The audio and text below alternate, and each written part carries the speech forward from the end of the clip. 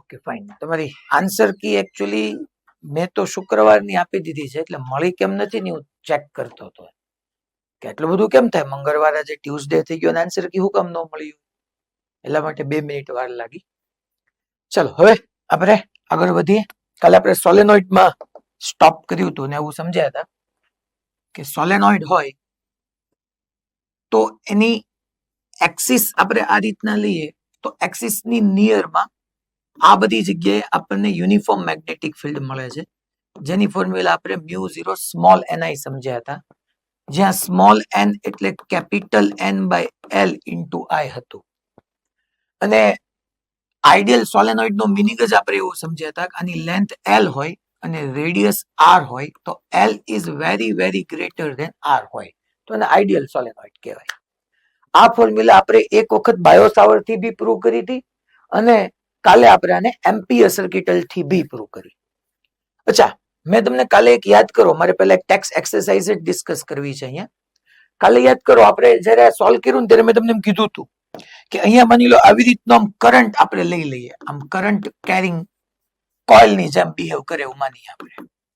તો અહીંયા જોવા જાવ તો હું આ સાઈડ જે છે એ આઉટ સાઈડ છે અને આ ઇનસાઇડ છે એવું લઈ લઉં તો કરંટ આમ આપણે લઈ લઈએ તો મેગ્નેટિક ફિલ્ડ મને આ રીતના મળ્યું.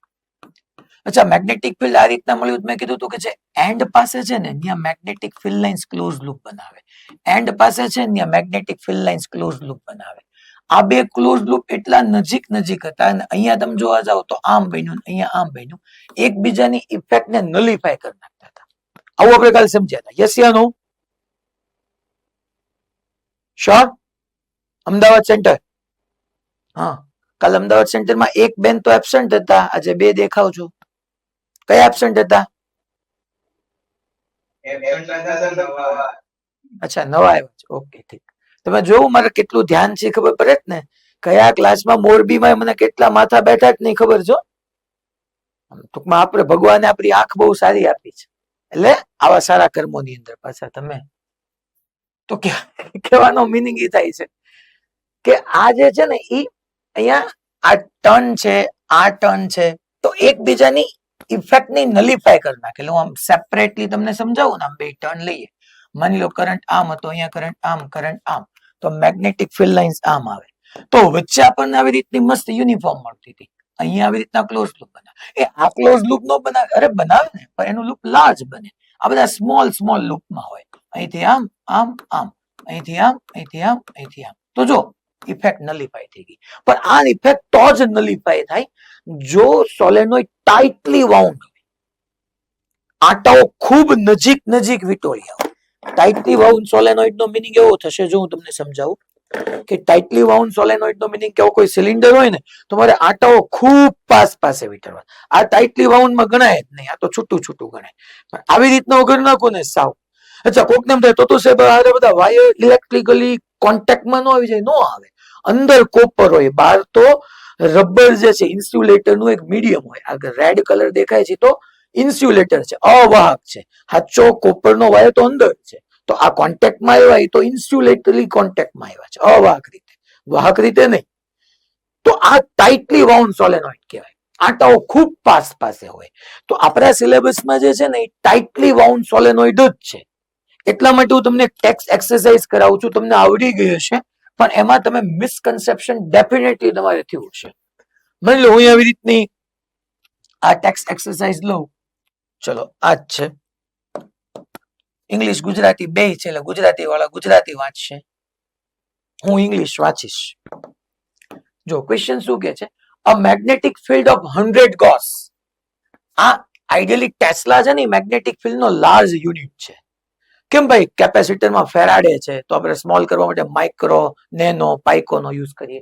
એમ ટેસ્લા એ લાર્જ યુનિટ છે, એને આપણે થોડો મેગ્નેટિક ફિલ્ડ લેસ એમાઉન્ટમાં હોય તો ગોસ થી આપણે ડિનોટ કરી શકીએ. So magnetic field of 100 gauss is required which is uniform in a region of linear dimension about 10 centimeter and area of cross section about 10⁻³ meter square. The maximum current carrying capacity of a given coil of a wire is 15 ampere and the number of turns per unit length that can be wound round a core is almost about 1000 tons per meter. 1000 tons per meter એટલે small n થયું. Suggest some appropriate design particulars of a solenoid for the required purpose. Assume the core is not ferromagnetic. એટલે કે જેની ઉપર wound કરું છું એ ferromagnetic નથી. Ferromagnetic એટલે શું? ચેપ્ટર 5 માં આવવાનું છે તમારે, રાઈટ? તો આપણે કોર છે એ ફેરોમેગ્નેટિક નથી એવું માની ચાલવાનું છે. હવે અહીંયા તમને એનાથી શું ફેર પડી કહું હમણાં. આ લાઈન શું કામ આપી છે આનો મિનિંગ તો છે જ તે. મારે એક સોલેનોઇડ બનાવવું છે તો મારે સોલેનોઇડમાં સજેસ્ટ કરવાનું છે કે મારે નંબર ઓફ ટર્ન્સ કેટલા રાખવા જોઈએ. એમ જ કહે છે suggest some appropriate design particulars of a solenoid. અચ્છા, એ સોલેનોઇડમાં મેગ્નેટિક ફિલ્ડ કેટલું હોવું જોઈએ? 100 ગોસ. અચ્છા, is required which is uniform in a region of linear dimension. Dimension મને આપ્યું છે 10 સેન્ટીમીટર. ક્રોસ સેક્શનલ એરિયા આપ્યો છે. અચ્છા, મેક્સિમમ કેટલો કરંટ હું ફ્લો કરાવી શકું? 15 એમ્પિયર. અચ્છા, ઓલમોસ્ટ 1000 ટર્ન્સ પર મીટર આપણને કહે છે.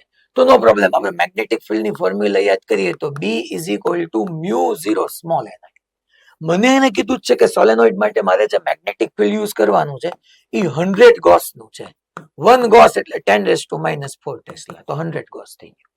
અચ્છા, μ0 તો આપણને ખબર જ છે 4 પાઈ ઇન્ટુ 10⁻⁷ ઇન્ટુ ni. કોક કે I મૂકી દો ને? નહીં, I 15 એમ્પિયર નથી. એ તો મને એમ કે છે maximum current carrying capacity of a given coil of wire is 15 ampere. Maximum current 15 ampere સુધી થઈ શકે. અહીંયા મારે 15 એમ્પિયર નથી લેવાનું. પછી નંબર ઓફ ટર્ન્સ પર unit length can be wound round a cord is almost 1000 tons per meter. એટલે મેક્સિમમ હું 1 મીટરમાં 1000 ટન્સ વાઉન્ડ કરી શકું. મારે હવે અહીંયા આખી સિચ્યુએશન કહેવાની છે. સો ni is equal to, તમે અહીંયા કેલ્ક્યુલેટ કરવા જશો તો 100 into 10⁻⁴ upon 4 pi into 10⁻⁷ હું કરું તો અહીંયા આપણે ચેક કરી જુઓ તો એક વખત કેલ્ક્યુલેશન જોઈ લે એટલે ફટાફટ પતે. B upon μ0 તમે કરો એટલે 7961 એટલે ઓલમોસ્ટ 8000 આવે છે. આ n into I ની વેલ્યુ મને n into I ની વેલ્યુ ઓલમોસ્ટ 8000 આવી. તો હવે મારે કહેવાનું છે કેટલો કરંટ હોવો જોઈએ અને કેટલું સ્મોલ n હોવું જોઈએ. તો મારે 8000 જોઈએ છે. તો જો અહીંયા હું એક કામ કરું, નંબર ઓફ ટર્ન્સ પર યુનિટ લેન્થ 1000 રાખું, હું n1000 લઉં. હા, 1000 લઈ શકું? યસ, લઈ શકું. અને કરંટ હું 8 એમ્પિયર લઉં, મેક્સિમમ 15 એમ્પિયર સુધી લઈ શકું. અહીંયા હું 8 એમ્પિયર કરંટ લઉં અને n1000 લઉં તો 8 into 1000 8000 થઈ જાય, મને ni મળે. તો આ એક ફર્સ્ટ આપણને એમ કીધું ને સજેસ્ટ સમ એપ્રોપ્રિએટ ડિઝાઇન. આ ફર્સ્ટ એવી ડિઝાઇન થઈ કે તમે આવી રીતના સોલેનોઇડ જે છે વાયર વાઉન્ડ કરો. એ વાયર એવી રીતના વાઉન્ડ કરો કે 1 મીટરની અંદર 1000 ટન્સ આવી જાય. 1 મીટરમાં 1000 ટન્સ અને એમાંથી પાસ થતો કરંટ 8 એમ્પિયર હોય તો આપણને n into I 8000 મળે. સેકન્ડ આવી બી એક પોસિબલ ન થાય છોકરો કે હું n is equal to 800 tons પર મીટર લઉં. આ 800 ટન્સ પર મીટર એન્ડ કરંટ હું 10 એમ્પિયર લઉં. ચાલે કે ના ચાલે? મને કહો તો. કરેક્ટ જ છે ને? તોય n તમે 800 લ્યો ને I 10 લ્યો તોય 800 into 10 8000. કારણ કે મેક્સિમમ કરંટ કેટલો લઈ શકું છું? મેક્સિમમ કરંટ કેટલો લઈ શકું છું? 15 એમ્પિયર. તો ચાલે. યસ. હવે તમને આનો જ ક્વેશ્ચન એ લોકો નીટ કે જેમાં ગમે એમાં પૂછે, ઓપ્શન આપે. ફર્સ્ટ એ આપી દે n is equal to 1000, I is equal to 8 ampere. Second આપે n is equal to 800, I is equal to 10 ampere. Third આપે n ની કઈક વેલ્યુ, I ની કઈક વેલ્યુ અને ગિવન એપ્રોપ્રિએટ આન્સર. તમે તો એમ કહી નાખો કે આપેલ બધા, એકાદો એવો રાખી દે કે ગિવન ઓલ, તો ગિવન ઓલ તમે ટિક કરીને આવો, ત્યાં તમારો આન્સર રોંગ પડે. હું ન લઈ શકું, આ ખોટો આન્સર છે. મેથેમેટિકલી કરેક્ટ છે કે સાહેબ 800 into 10 કરો તો 8000 આવે જ ને. અહીંયા કીધું છે કે મેક્સિમમ કરંટ 15 એમ્પિયર છે, હું 10 એમ્પિયર લઉં, તમને શું વાંધો છે? જો નંબર ઓફ ટર્ન્સ 800 થઈ ગયા. 800 ટન્સ પર મીટર મીન્સ કે 1 મીટરમાં 800 ટન્સ જ છે. મને કયો તો ટાઇટલી વાઉન્ડ કોને કહેવાય? 1 મીટરમાં 800 ટન લવી કે 1 મીટરમાં 1000 ટન લવી? 1 મીટરમાં 1000 ટન લવી ડેફિનેટલી.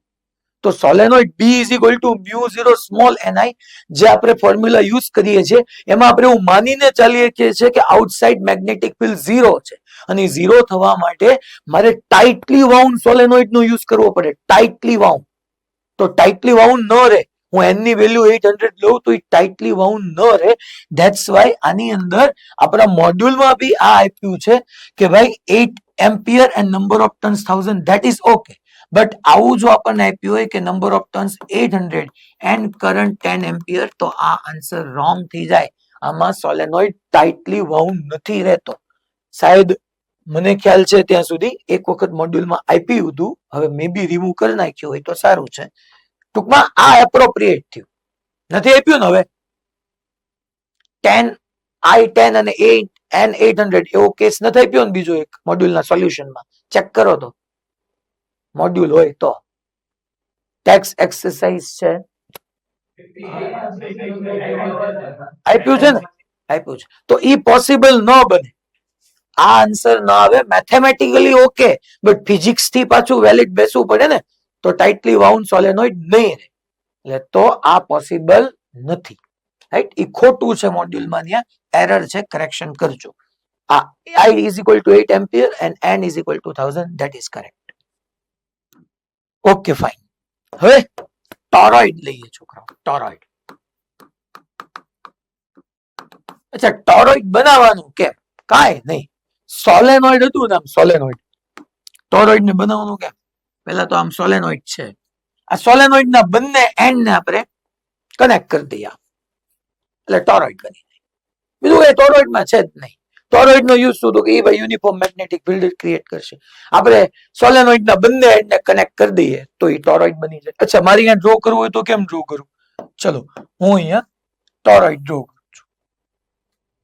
અચ્છા, આમાં આપણે જે વાઇન્ડિંગ કરતા હતા ને એને કોર કહેતા હતા.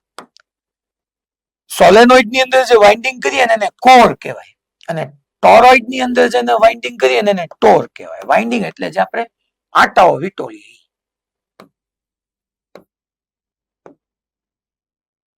આવી રીતનું આપણું આ ટોરોઇડ હોય. ટૂંકમાં હું સોલેનોઇડ ના બંને એન્ડ ને વાઉન્ડ કરી નાખું એટલે બની જાય.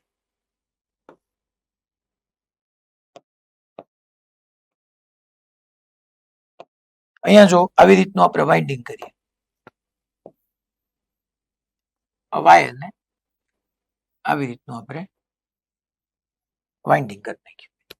અહીંથી કરંટ એન્ટર થાય આમ I જેટલો, તો અહીંયા કરંટ આમ જાય, પછી અહીંયા કરંટ આમ જાય, અહીંયા કરંટ આમ જાય, એમ કરતા કરતા અહીંથી છેલ્લે કરંટ બહાર આવશે I જેટલો. ટૂંકમાં આ જે છે ને આખે આખી એક આનો આપણે ટોર કહીએ. ટોર, ઓલામાં કોર આવે, કોર એ ઠીક છે, પણ ટોરોઇડ છે ને ટોર કહેવાય, જેના ઉપર મેં વાઇન્ડિંગ કર્યું છે. ન્યાય કોઈ મટીરિયલ હોઈ શકે. અચ્છા હા, લાસ્ટ આપણો માની લો જે પ્રોબ્લેમ હતો એની અંદર ઓલું હતું ફેરોમેગ્નેટિક સબસ્ટન્સ, ધ્યાનમાં નથી લેવાના. કારણ કે ફેરોમેગ્નેટિક સબસ્ટન્સ તમે લઈ લો ને તો મેગ્નેટિક ફિલ્ડ ની ફોર્મ્યુલા આવે μ0 ni નો થઈ જાય, તો μ ni, અને મ્યુ ની જગ્યાએ મારે લખવાનું આવે μr ઇન્ટુ μ0. આ તો તમને યાદ જ છે, એપ્સિલોન 0 આપણે ભણ્યા હતા, અને મીડિયમ આવે તો એપ્સિલોન 0 ની જગ્યાએ એપ્સિલોન થઈ જતું હતું, અને એપ્સિલોન એટલે આપણે એપ્સિલોન r ઇન્ટુ એપ્સિલોન 0 લખતા હતા. એટલા માટે ત્યાં કીધું હતું કે હું આ જ ફોર્મ્યુલાનો યુઝ તો કરી શકું જો વચ્ચે કોઈ મીડિયમ આપણે લીધું હોય નહીં. ઓકે, અહીંયા હવે આ કરંટ આવી રીતનો એન્ટર થયો, તો આ મીડિયમ છે ટૂંકમાં, જેની ઉપર મેં વાઉન્ડ કર્યું હોય. અચ્છા, અહીંયા જોવા જાવ તો પાછળની સાઈડ થી કરંટ આમ છે અને આગળથી આમ છે, તો આ એક કરંટ કેરિંગ કોઇલ જ બની ગઈ. કરંટ કેરિંગ કોઇલ, જે ડાયરેક્શનમાં કરંટ ફ્લો થાય છે ડાયરેક્શનમાં મારી ફિંગર્સ ને કલ કરું, થમ આમ ગયો, અહીંયા થમ આમ ગયો, અહીંયા થમ આમ ગયો, અહીંયા થમ આમ ગયો. ધેટ મીન્સ કે હું તમને એમ કહું છું છોકરા, આ ડાયરેક્શનમાં અહીંયા મેગ્નેટિક ફિલ્ડ આ ડાયરેક્શનમાં ગયું, ધ્યાન આ ડાયરેક્શનમાં ગયું, આ ડાયરેક્શનમાં ગયું, આ આખે આખી આ હું મેગ્નેટિક ફિલ્ડ લાઇન્સ મેં ડ્રો કરી, બધી જ જગ્યાએ મેગ્નેટિક ફિલ્ડ આ ડાયરેક્શનમાં, અહીંયા આમ, અહીંયા આમ, અહીંયા આમ. ટૂંકમાં ઓલા સોલેનોઇડમાં જે આમ વચ્ચે હતું ને યુનિફોર્મ, એ આખે આખું અહીંયા સર્ક્યુલર ફોર્મમાં આવી, બીજું કઈ નથી. તો આ મેગ્નેટિક ફિલ્ડ જ છે. હવે મારે, તમને ખબર જ છે, પાછું હું સોલેનોઇડ એડ કરાવી દઉં, કે આ પોઈન્ટ પર આપણે magnetic field almost zero assume કરીને આવ્યા હતા, ઓલમોસ્ટ ઝીરો. હવે માની લો મારે આ પોઈન્ટ ને આ પોઈન્ટ, આમ 3 પોઈન્ટ પાસે મેગ્નેટિક ફિલ્ડ જોતું છે. તો હું અહીંયા પેલા યુનિફોર્મ મેગ્નેટિક ફિલ્ડ પ્રોડ્યુસ કરે સર્ક્યુલર રિજિયન ની અંદર. સોલેનોઇડ જ છે, સોલેનોઇડ ને જ આપણે ખાલી એના બંને એન્ડ ને કનેક્ટ કરી દીધા એટલે આ રિજિયન ની અંદર સર્ક્યુલર ફેશનમાં તને યુનિફોર્મ મેગ્નેટિક ફિલ્ડ આપે. ફોર્મ્યુલા એ જ છે, જોજે. માની લો આ પી પોઈન્ટ પાસે મારે મેગ્નેટિક ફિલ્ડ ફાઇન્ડ કરવું, ચલો. અને મારે મેગ્નેટિક ફિલ્ડ જે ફાઇન્ડ કરવું ને એમાં એમ્પિયર સર્કિટલ લો નો યુઝ કરવો છે. તો હું એમ્પિયર સર્કિટલ લો આપણે એપ્લાય કરીએ. એમ્પિયર્સ circuital law,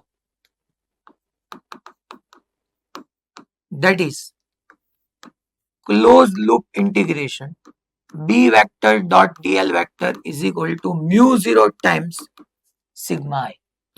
સિગ્મા એટલે એન્ક્લોઝ કરંટ. એન્ક્લોઝ કરંટ માટે પહેલા મારે એમ્પિરિયન લૂપ લેવું પડે. ચાલો એમ્પિરિયન લૂપ કેવી રીતના લઉં, તો કે ભાઈ જો કાલે મેં તમને લાસ્ટમાં સોલેનોઇડ સમજાવ્યું હતું ને ત્યારે એમ્પિરિયન લૂપ રેક્ટેંગ્યુલર શેપમાં લીધું હતું. કારણ કે એમ્પિરિયન લૂપ લેવા માટેનો રૂલ છે. રૂલ નંબર 1 કે જે પોઈન્ટ પર મેગ્નેટિક ફિલ્ડ ફાઇન્ડ કરવું છે એ પોઈન્ટ લૂપ પર લાઈ કરવું પડે. અને સેકન્ડ કે બી અને ડીએલ વચ્ચેનો એંગલ યા તો 0 યા તો 90 યા તો 180. કાલ જો 3 માં 90 થતો હતો, આમ તો 2 માં એક 12 હતું એટલે બી 0 હતો, 2 માં 90 થતો હતો, 1 માં જ બનતું હતું. આજે હમણાં એવું આવશે. તો આપણે અહીંયા ઇઝીલી કહી શકીએ કે ભાઈ મારે એક એમ્પિરિયન લૂપ લેવું છે તો અહીંયા એક કામ કરો, આ ડાયરેક્શન તમે જોવા જાઓ મેગ્નેટિક ફિલ્ડ ની ડાયરેક્શન છે. જો મેગ્નેટિક ફિલ્ડ ની ડાયરેક્શન છે, જો બધી મેગ્નેટિક ફિલ્ડ આમ જ જવાનું છે. તો હું આ જ ડાયરેક્શનમાં આમ નો કીધું ડીએલ, ચલો ભાઈ DL vector DL vector DL vector. આ ડોટેડ લાઈન થી મેં ડ્રો કર્યું ને, ડોટેડ લાઈન થી એ તમારું એમ્પિરિયન લૂપ જ છે. અચ્છા લૂપ એટલે એ સર્ક્યુલર ફોર્મમાં હોય, મારે એની રેડિયસ કેવી પડે કે ઈ આ કેપિટલ આર રેડિયસ વાળો ધીસ ઇઝ યોર એમ્પિરિયન લૂપ. આ એમ્પિરિયન લૂપ જ છે છોકરા. અને હા આ રેડિયસ મેં કેપિટલ આર કીધી જ ને, તો ઇન્ટરનલ રેડિયસ હું સ્મોલ r1 કીધું અને બહાર સાઈડ ની રેડિયસ હું r2 કીધું.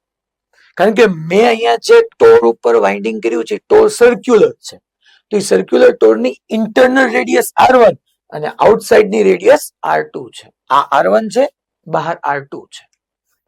ડન? Okay fine. ચાલો તો અંદર r1 છે ને બહાર r2 છે. So close loop integration b dot dl. ચલો મ્યુ 0 સિગ્મા i.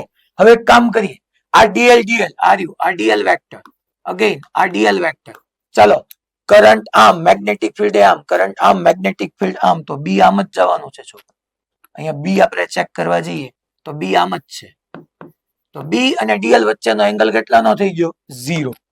ચાલો તો હું અહીંયા close loop b dl cos 0 mu 0 sigma enclose current.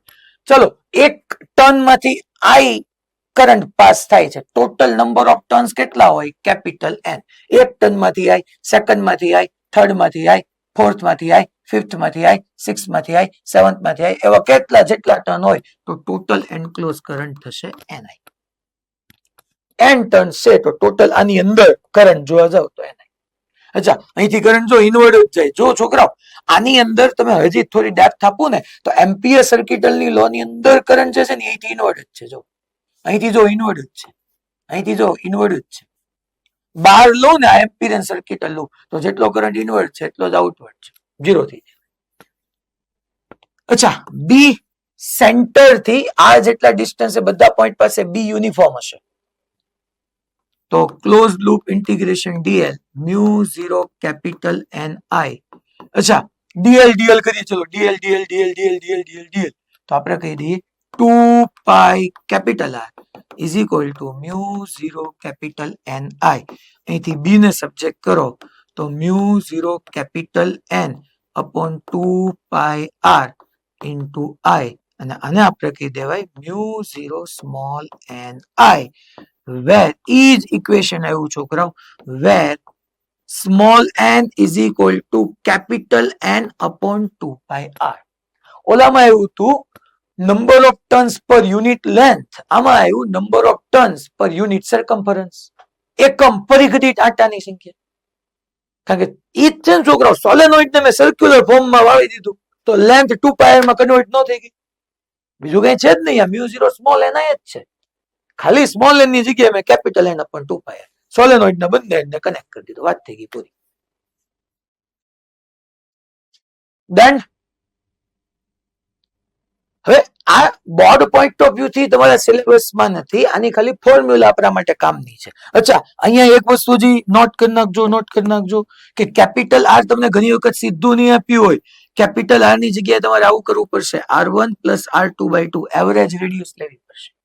તમને એને ચાઈ કરીને ઇન્ટરનલ રેડિયસ R1 આપી હશે, બહારની રેડિયસ R2 આપી હશે, કેપિટલ આર આપ્યું જ નહીં હોય તો એ કેપિટલ આર તમારે આવી રીતના ફાઇન્ડ કરવાનો, R1 + R2/2 કરી. તમે મને જ કહો તો ચલો, તો આ મેં પી પોઈન્ટ પાસે મેગ્નેટિક ફિલ્ડ ફાઇન્ડ કર્યું. આ કોઈ પી પોઈન્ટ પાસે હતું. પી પોઈન્ટ મેં પહેલેથી તમને કહી દીધું હતું પી પોઈન્ટ ક્યાં છે. આ રહ્યું, અહીંયા આપણું પી પોઈન્ટ હતું. હવે તમે જ મને કહો તો છોકરા, હું અહીંયા તમને પૂછું, પછી આમાં આમ સમજાય એવી વાત છે. અહીંયા હું તમને પૂછું, તમે એમ્પિરિયન લૂપ લેવાના, એમ્પિરિયન લૂપ લ્યો તો આ એમ્પિરિયન લૂપ ની અંદર કેટલો કરંટ એન્ક્લોઝ થાય છે, તો તમારો આન્સર શું આવવાનો? 0. તો અહીંયા બધી જ જગ્યાએ મેગ્નેટિક ફિલ્ડ કેવું હશે છોકરાઓ? 0. અચ્છા, હું તમને પૂછું, ચાલો આ પોઈન્ટ પાસે, આ પી ડેશ પાસે મેગ્નેટિક ફિલ્ડ કેટલું? તો તમે એમ કહો ચાલો ભાઈ આપણે એમ્પિરિયન લૂપ લઈએ. આવી રીતનું એક એમ્પિરિયન મેં લૂપ લીધું, તો એમ્પિરિયન લૂપ ની અંદર એન્ક્લોઝ કરંટ જોયો તો જેટલો કરંટ અહીંથી અંદર જાય છે એટલો જ કરંટ બહાર આવે છે. અને વસ્તુ આપણે ન ભણી ગયા કે સોલેનોઇડ ની બહાર આપણે મેગ્નેટિક ફિલ્ડ ઓલમોસ્ટ કેવું લીધું છે? ઓલમોસ્ટ 0 માની ચાલીએ છે. તો આ ટોરોઇડ માટે આ ટોર ની અંદર જ મને મેગ્નેટિક ફિલ્ડ મળે છે. ટોર ની અહીંયા આવી જાવ તો અહીંયા B0 અને અહીંયા B0, બે જગ્યાએ મેગ્નેટિક ફિલ્ડ 0 છે. આનું પ્રૂફ આપણું ક્યાંય રિક્વાયર્ડ નથી, કારણ કે આ ઈ જ છે ખરેખર. એટલે જે કામનું હતું એ મેં કહી દીધું. અહીંયા 12 એમ્પિરિયન લૂપ લ્યો dl તો જોવો તો અહીંયા મેં આ ક્રોસ સાઇન શું દેખાડે છે? Current invert, current invert, current invert, current invert. તો અહીંથી કરંટ આઉટવર્ડ, અહીંથી કરંટ આઉટવર્ડ, અહીંથી કરંટ આઉટવર્ડ, અહીંથી કરંટ આઉટવર્ડ. તો કોકને એમ થાય કે સાહેબ તમે બહારનું એમ્પિરિયન લૂપ લ્યો તો હારું સિગ્મા આઈ થાય જ છે, પણ નહીં. જેટલો ઇન્વર્ટ કરંટ છે એટલો જ બહાર કરંટ છે, જેટલો ઇન્વર્ટ છે એટલો જ બહાર છે. તો ધેટ મીન્સ કે નેટ કરંટ આની માટે સિગ્મા આઈ 0 જ છે, એટલે B0 થાય. હું બોલ્યો, હું સમજ્યા તમે છોકરાઓ? પાક્કું સમજ્યા? બધાએ પાછું આમ ઘણા બેઠા હોય છે, એક જણ. હા ભાઈ,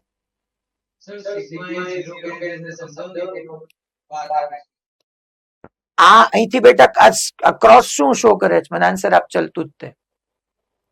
આ ક્રોસ શું શો કરે છે? હા, અહીંયા આમ જો તો વાયર આમ જો તો આ આખો સર્કલ આમ બને છે, વાયર આમ બને છે આમ. તો અહીંથી જો કરંટ, અહીંથી કરંટ જે છે અહીંથી આમ અંદર જવાનો, તો ઓલી સાઈડ થી કરંટ બહાર આવવાનો, પાછો અહીંથી કરંટ અંદર જવાનો, અહીંથી કરંટ બહાર આવવાનો. તો આની અંદર તું એમ્પિરિયર સર્કિટલ લૂપ લેવા જા તો જેટલો કરંટ બહાર છે એટલો જ કરંટ અંદર છે. તો નેટ કરંટ કેટલો થયો? 0. ખબર પડી? પાક્કું? બધાને આગળ વધુ ને? Okay fine. હવે એની એક ટેક્સ એક્સરસાઇઝ લઈ લઈએ. જો આ ક્વેશ્ચન શું કે છે? A toroid has a core. A toroid has a core, non-ferromagnetic. તમારે મીડિયમ બદલવું પડે. Of inner radius 25 cm and outer radius 26. જોયું? એને આ R1 આપ્યું, આ R2 આપ્યું. Around which 3,500 tons of a wire are wound. 3,500 tons. If the current in the wire is 11 ampere, what is magnetic field outside the toroid? તો outside the toroid કેવું આવે છોકરાઓ? 0. Inside the core of the toroid, આ inside થયું, બે વખત inside આવે. Inside the core કયો કે ટોર કયો? Inside the core of the toroid એટલે અહીંયા પૂછે છે. Inside the core એટલે અહીંયા, આ બધી જગ્યા અહીંયા inside the core. તો ત્યાં આપણને ખબર છે? હા ખબર છે. ચાલો ફોર્મ્યુલા શું થાય? μ0 સ્મોલ n. ટોરોઇડ હોય તો સ્મોલ n ની જગ્યાએ 2π કેપિટલ સર્કમ્ફરન્સ આવી જાય ઇન્ટુ i. ચલો μ0 આપણને ખબર છે value 4π × 10⁻⁻⁷. Capital N 3500. Current 11 ampere. અચ્છા કેપિટલ આર નથી આપ્યું તો મેં તમને હમણાં કીધું એમ કે average radius small r1 plus small r2 by 2 કરી નાખવાનું, તમને મળી જશે અહીંયા answer. In the empty space surrounded by the toroid, એટલે અહીંયા કે છે એમ્પ્ટી સ્પેસ, આ જગ્યામાં, આમાં empty space surrounded by the toroid, ત્યાં તો પાછું કેટલું થઈ જશે 0. અચ્છા આમાંય તે જો બધું મેથેમેટિકલી તમારે સમજી લેવાનું, સીધું મ્યુ 0.2 પાઈ ભાવવાનું એટલે 2 × 10⁻⁻⁷ જ મૂકી દેવાનું. અને આપણે કોઈથી તમારી સ્પીડ આવે જ નહીં જો તમે આ ફોર્મ્યુલા લખવાથી ટેવાયેલા હોય. મારે તો સમજાવવાનું છે એટલે તમે તો સીધું આમ જ થાય મ્યુ 0 ઓકે 2 × 10⁻⁷ સીધું n ની જગ્યાએ 3500. તમે તો આમ જ લખો, ઇક્વેશન મગજમાં લખાય, અહીંયા સીધી વેલ્યુ પુટ થાય. તો આ બાર 0 inside r1 plus r2 by 2 L કર્યું, and again in the empty space surrounded by the magnetic field is 0. હવે એક હું કેસ આ આપણને આમ આપ્યો નથી પણ આનો ક્યાંક તમારી સામે મેઇન્સ કે એડવાન્સમાં ક્વેશ્ચન આવી જાય, that is magnetic field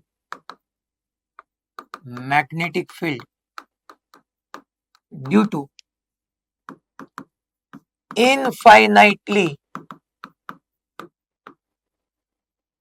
large current carrying sheet.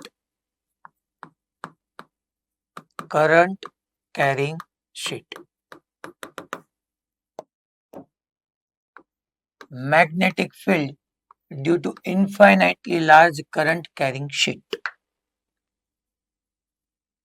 અનંત લંબાઈ વાળી વિદ્યુત પ્રવાહધારી એક શીટ છે ને શીટને લીધે મારે ચુંબકીય ક્ષેત્ર જોઈએ છે.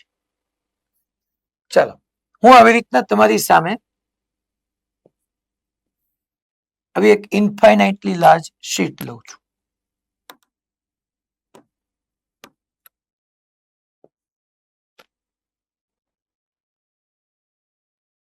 આમ ઇન્ફાઇનાઇટલી લાર્જ છે એ દેખાડવા માટે તમને કહું કે અહીંથી આમ ઇન્ફાઇનાઇટ છે, અહીંથી આમ લાર્જ, અહીંથી આમ લાર્જ, અહીંથી આમ લાર્જ, આમ લાર્જ, અહીંથી આપણે મૂકી દઈએ આમ લાર્જ, અહીંથી આમ લાર્જ, લાર્જ, ઇન્ફાઇનાઇટલી લાર્જ શેપ છે. અને અહીંયા કરંટ કેરિંગ છે, અહીંયા કરંટ આમ ઇનવર્ડ છે, આમ કરંટ છે, અહીંયા આમ કરંટ. આ કરંટ શો કરે છોકરો મેગ્નેટિક ફિલ્ડ નહીં, અહીંયા આમ ઇનવર્ડ કરંટ છે. અને મારે એનાથી શીટ થી આર જેટલા ડિસ્ટન્સ છે, આ શીટ થી આર જેટલા ડિસ્ટન્સ છે પી પોઈન્ટ પાસે અહીંયા મારે મેગ્નેટિક ફિલ્ડ ફાઇન્ડ કરવું છે. આવો આપણો આખો કેસ છે. હવે પેલા તમને સમજાવું કે આ કેમ થાય. આ બે રીતે થાય, તમને ખબર જ છે બાયો સાવરથી તો બધું થાય. એમ્પિયર સર્કિટલ લિમિટેશન્સ છે. હું એક મેથડ કરાવું છું, એક ખાસ હોમવર્કમાં આપું છું, આખો તમને આઈડિયા આપી દઈશ પણ તમે ખાસ કરજો. જો આપણને એડવાન્સ કે મેઇન્સ લેવલ આપણે થોડુંક કંઈક ઉકાળવું હોય ને તો કરજો. હું કાલે ડિસ્કસ કરીશ, નો થાય મને કે જોઈ દે તમ તારે. હું છેલ્લે 4 પતે ને પછી હું તમને પાછો સોલ્વ કરાવી દઈશ, કારણ કે એ ગ્રુપ વાળા માટે કામનું છે. બી ગ્રુપ વાળા કદાચ નહીં કરે તો ચાલશે બીજી રીતે, એ ગ્રુપ વાળા ખાસ કરે. જો આમ શીટ છે છોકરાઓ, આમ ઇન્ફાઇનાઇટલી. જો ઘણા શું સમજ્યા પેલા કે આ પી પોઈન્ટ છે, ઘણા એમ સમજ્યા કે એજ ની ઉપર જ પી પોઈન્ટ છે. નહીં દોસ્તો, પી પોઈન્ટ અહીંયા છે. મારી લિમિટેશન્સ આવી જાય ને, હું તમને એવી રીતના બોર્ડ ઉપર કેમ દેખાડી શકું પી પોઈન્ટ અહીંયા છે, એટલા માટે મેં આનો યુઝ કર્યો. ઇન્ફાઇનાઇટલી લાર્જ નો મિનિંગ કાલે આપણે ડિસ્કસ થયો હતો. અહીંથી આમ ખૂબ દૂર સુધી, અહીંથી આમ ખૂબ દૂર સુધી, અહીંથી આમ ખૂબ દૂર, અહીંથી આમ ખૂબ લાર્જ. ટૂંકમાં જે પોઈન્ટ છે ને એ આ પ્લેન થી જેટલા ડિસ્ટન્સ છે ને એની કરતા બધા ડાયમેન્શન બહુ મોટા છે. ઇન્ફાઇનાઇટલી લાર્જ નો મિનિંગ એ થયો. અહીંયા છે, વચ્ચે છે, વચ્ચે આમ આમ અહીંયા છે એ પોઈન્ટ. ખબર પડી? આની એક્ઝેક્ટ સામે નહીં, આ વચ્ચે છે, વચ્ચે અહીંયા. હવે ઇન્ફાઇનાઇટલી લાર્જ છે એટલે હું અહીંયા આપણે યુનિફોર્મ કરંટ ડિસ્ટ્રીબ્યુશન લઈને યા સિમેટ્રિક કરંટ ડિસ્ટ્રીબ્યુશન, કાલ મેં કીધું હતું કે સિમેટ્રિક કરંટ ડિસ્ટ્રીબ્યુશન કોને કહેવાય કે તો કે જેમાં મેગ્નેટિક ફિલ્ડ ની ડાયરેક્શન અને મેગ્નિટ્યુડ વાઇઝ કન્સિસ્ટન્સી રહેલી હોય. અહીંયા છે તમે જો કોઈ બી વાયર છે તો અહીંયા કરંટ આમ, અહીંયા કરંટ આમ, અહીંયા કરંટ આમ, અહીંયા કરંટ આમ, અહીંયા કરંટ આમ, અહીંયા કરંટ આમ, અહીંયા કરંટ આમ. અચ્છા, thumb toward current, fingers toward point P, તો પામ મારી આમ ગઈ. જો તમે તો અહીંયા હું એમ કહી શકું કે આખી આખી આપણી શીટ છે, શીટની ઉપરની side magnetic field right word આવવાનું છે. મેગ્નેટિક ફિલ્ડ આમ રાઈટ વર્ડ જ આવવાનું છે. યસ, બધી જ જગ્યાએ મેગ્નેટિક ફિલ્ડ આમ રાઈટ વર્ડ હશે. અહીંયા મેગ્નેટિક ફિલ્ડ આમ રાઈટ વર્ડ હશે. અહીંયા મેગ્નેટિક ફિલ્ડ આમ રાઈટ વર્ડ હશે. અચ્છા, thumb toward current, fingers toward point, નીચે હું પામ રાખું તો જો સોરી નીચે હું ફિંગર્સ રાખું પામ જો મારી લેફ્ટ વર્ડ ગઈ તો એમ કહી શકું કે અહીંયા નીચે બધી જગ્યાએ મેગ્નેટિક ફિલ્ડ આમ હશે. અહીંયા નીચે બધી જગ્યાએ મેગ્નેટિક ફિલ્ડ આમ હશે. અહીંયા આમ હશે. હા બેન,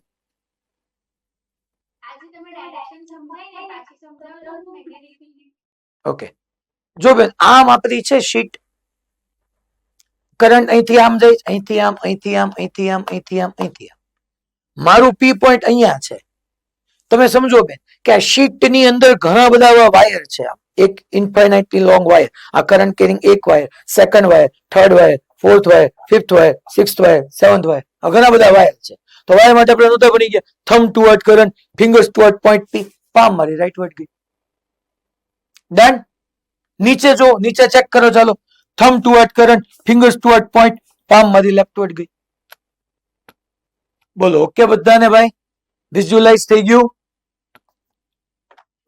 તો અહીંયા રાઈટ વર્ડ ગઈ ને અહીંયા બધી જગ્યાએ આમ લેફ્ટ વર્ડ આવી.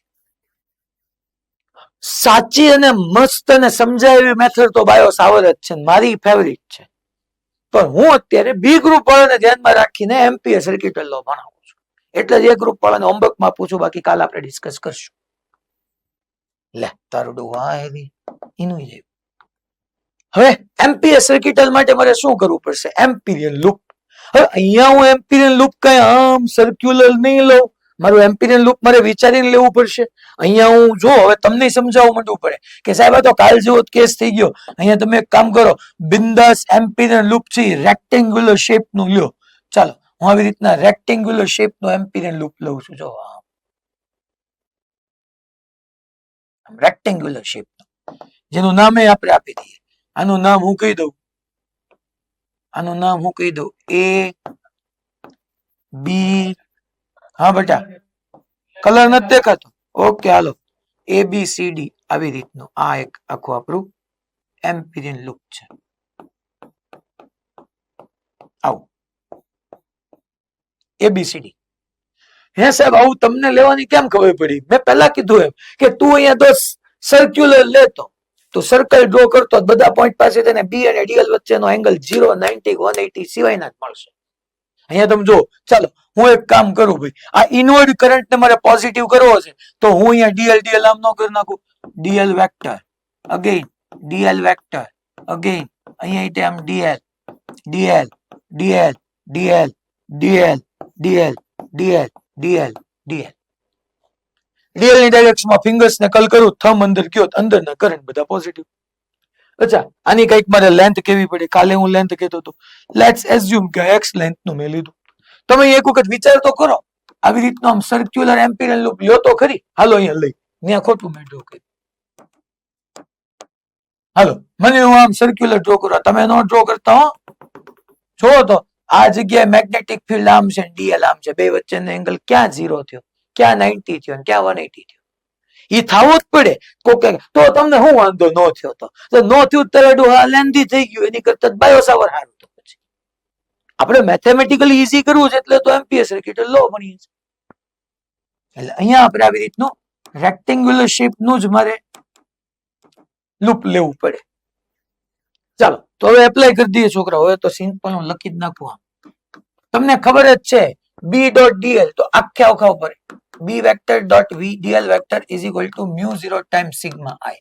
હું આને એબીસીડી ને સ્પ્લિટ કરી નાખું. કાલે આવું મેં કર્યું હતું. પેલા એ થી બી, બી ડોટ ડીએલ કરું, પ્લસ બી થી C, B vector dot dl vector કરું, plus C to D, B vector dot dl vector કરું, plus B to A, B vector dot dl vector કરું, is equal to mu 0 times sigma I. A to B માં તો મોજ પડી જાય એવું છે, કઈ વાંધો આવે એવું નથી. એ ટુ બી માં તો ડીએલ અને તમારું મેગ્નેટિક ફિલ્ડ, આ મેગ્નેટિક ફિલ્ડ કોને ક્રિએટ કર્યું? કરંટ કેરિંગ શીટે. તો બી અને ડીએલ વચ્ચેનો એંગલ તો આપણે અહીંયા જોવા જઈએ 0 આવશે. તો પહેલા હું લખી નાખું એ to B, B DL cos 0 plus. હવે બી ટુ સી માં જોવા જાવ, ડીએલ અને બી એંગલ 90, એંગલ 90, તો એનું કામ પતી ગયું. એટલે એને કહેવાનું ભાઈ જવા દે, બી ડીએલ કોસ 90. અચ્છા, સી ટુ ડી માં, યસ, સી ટુ ડી માં જો ડીએલ એ આમ છે અને બી બી આમ છે, તો એની વચ્ચેનો એંગલ 0 થઈ ગયો. તો યસ, પાછું મારે લખવાનું આવશે C to D B DL. અચ્છા, ડી ટુ એ માં ચેક કરવા જાવ તો ડી ટુ એ માં, તો ડી ટુ એ માં અચ્છા આ ડીએલ અને આ બી એંગલ જોવા જઈએ તો ભાઈ 90, એટલે એનું કામ પતી ગયું. ઇઝ ઇક્વલ ટુ, હવે હું છે ને છોકરાઓ અહીંયા એક ટર્મ ઇન્ટ્રોડ્યુસ કરું છું, એક term, that is linear current density, રેખીય પ્રવાહ ઘનતા, linear current density. જે હું તમને અહીંયા કહી દઉં છું, આપણે કઈક નવું નામ આપવું છે, કે કરંટ પર મીટર. મીન્સ કે આ શીટ ની અંદર 1 મીટર લેન્થ ની અંદર કે અમાઉન્ટ ઓફ કરંટ છે, આ તમને આપેલું હોય, આ ગીવન હોય, આ ડેટા ગીવન હોય, રાઈટ? તમારે આવું લખવાનું જરૂર નથી, તમે સમજાવું છું. આ ગીવન કે ભાઈ આવી શીટ છે, તો શીટમાં લિનિયર કરંટ ડેન્સિટી, રેખીય પ્રવાહ ઘનતા, યા તમને કહી દીધું હોય કે એકમ લંબાઈ દીઠ પ્રવાહ પર યુનિટ મીટર કરંટ કે છે, આવું તમને ગીવન હોય. તો હવે તમને એમ થાય તમને અહીંયા એની જરૂર હુકામ પડી, કારણ કે તમને સમજાવું. ચલો, μ0 ના μ0 સિગ્મા આઈ એન્ક્લોઝ કરંટ. તો આમાં ટોટલ કેટલો કરંટ એન્ક્લોઝ થયો? તો હવે મારે ડાયરેક્ટલી યુનિટરી મેથડ નો યુઝ કરાય કે ભાઈ 1 મીટર લેન્થ ની અંદર કે અમાઉન્ટ ઓફ કરંટ છે, આ મને કીધું છે. તો અહીંયા ટોટલ લેન્થ કેટલી? એ ટુ બી અને સી ટુ ડી. જો તો A to B C to D બે સાઈડ એક્સ લેન્થ થઈ, તો એક્સ મીટર ની અંદર ટોટલ કેટલો પ્રવાહ? તો ટોટલ એન્ક્લોઝ કરંટ કે એક્સ આવ્યો. અગેન આ કે ક્યાંથી આવ્યો? આ ડેટા ગીવન હોય, આ કે હોય, સ્મોલ આઈ હોય, આ કઈ ફિક્સ નથી કે કે જ હોય. મેં ચાઈ કરીને અલગ પડે એટલે કે રાખ્યો કે 1 મીટરમાં કે કરંટ છે, તો આ ટોટલ એક્સ ને આ એક્સ જ છે, બે એક્સ જ છે, તો ટોટલ આની અંદર એક્સ મીટર ની અંદર કેટલો કરંટ છે? કે એક્સ. ચાલો, બી તો બધી જગ્યાએ યુનિફોર્મ છે, અહીંથી પર્ટિક્યુલર ડિસ્ટન્સ ઉપર જા નીચે જા, બી સેમ હોય, બહાર કાઢ. ચાલો, DL DL DL DL A to B DL DL DL કરો તો કેટલું ડિસ્ટન્સ આવી જશે? એક્સ પ્લસ બી બહાર આવી ગયો, ડીએલ ડીએલ ડીએલ કરો કેટલું આવી જશે? X is equal to μ0 kx bx plus bx 2 times bx is equal to μ0 kx x x હફડિંગ. તો અહીંથી આવી ગયું b is equal to μ0 k by 2, that is the magnetic field due to current carrying infinitely large sheet.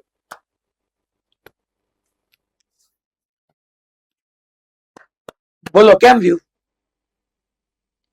પણ આમાં કે શું યાદ રાખશો? પાછા કે ને શું યાદ રાખશો? કે શું છે? કે કરંટ પર યુનિટ લેન્થ, એટલે કે 1 મીટર લેન્થ ની અંદર 1 મીટર ની અંદર કેટલો કરંટ છે. સૌથી ઇન્ટરેસ્ટિંગ વાત આપણે ડિસ્કસ કરીએ ને, તો આ કરંટ કેરિંગ મેગ્નેટિક ફિલ્ડ છે ને, current carrying sheet, sorry, current carrying sheet નું મેગ્નેટિક ફિલ્ડ ડિસ્ટન્સ પર ડિપેન્ડન્ટ નથી કરતું. જો just like sigma upon 2 epsilon 0 આવ્યું તો ડિસ્ટન્સ પર ડિપેન્ડ જ નહોતું કરતું, બધી જગ્યાએ સિગ્મા અપોન 2 એપ્સિલોન 0. એનો મીનિંગ એમ કે ઇન્ફાઇનાઇટલી લોંગ કરંટ કેરિંગ શીટ થી તમે આર ડિસ્ટન્સ જાઓ, 2r જાઓ, 3r જાઓ, મેગ્નેટિક ફિલ્ડ એનું જ રહેવાનું છે, ડિપેન્ડ જ નથી કરતું. હા, ઈ ધ્યાન રાખવાનું. કોક ને એમ કહે તો તું કહેવાનું એમ ને કે ઇન્ફાઇનાઇટ વડી એનું બહુ દૂર, એ તારે ધ્યાન રાખવાનું બકા કે એની ડાયમેન્શન ની રિસ્પેક્ટમાં પછી ઇન્ફાઇનાઇટ રહેવી જોઈએ, એમ ઈ કહેવા માંગે છે. કઈથી હું સાહેબ અહીંથી સીધો અમેરિકા વ્યો જાવ તો એમ ન હોય, પાછું ઇન્ફાઇનાઇટ નો મિનિંગ એ નથી.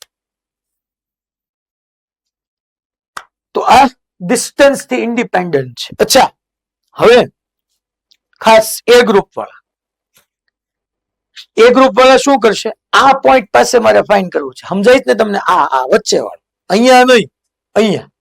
તો પેલા તું અહીંથી એક કામ કર, અહીંથી x જેટલા ડિસ્ટન્સે જઈને dx વિથ નો તું, આ તો શીટ છે બકા, શીટ. આ કઈ હોલો ન હોય વચ્ચેથી, આ તો સોલિડ જ હોય, તો શીટ હોય. તો અહીંયા તારે જોતું જ ને, તો અહીંથી x જેટલા ડિસ્ટન્સે જઈને એક dx વિથ નો વાયર લે. વાયરમાં કરંટ આમ છે, p પોઈન્ટ આમ છે, મેગ્નેટિક ફિલ્ડ આમ જશે. હવે અહીંયા p પોઈન્ટ છે, અહીંયા તું એક ઇન્ફાઇનાઇટલી લોંગ વાયર લે, thumb toward current, fingers toward point p, તો પામ આમ ગઈ.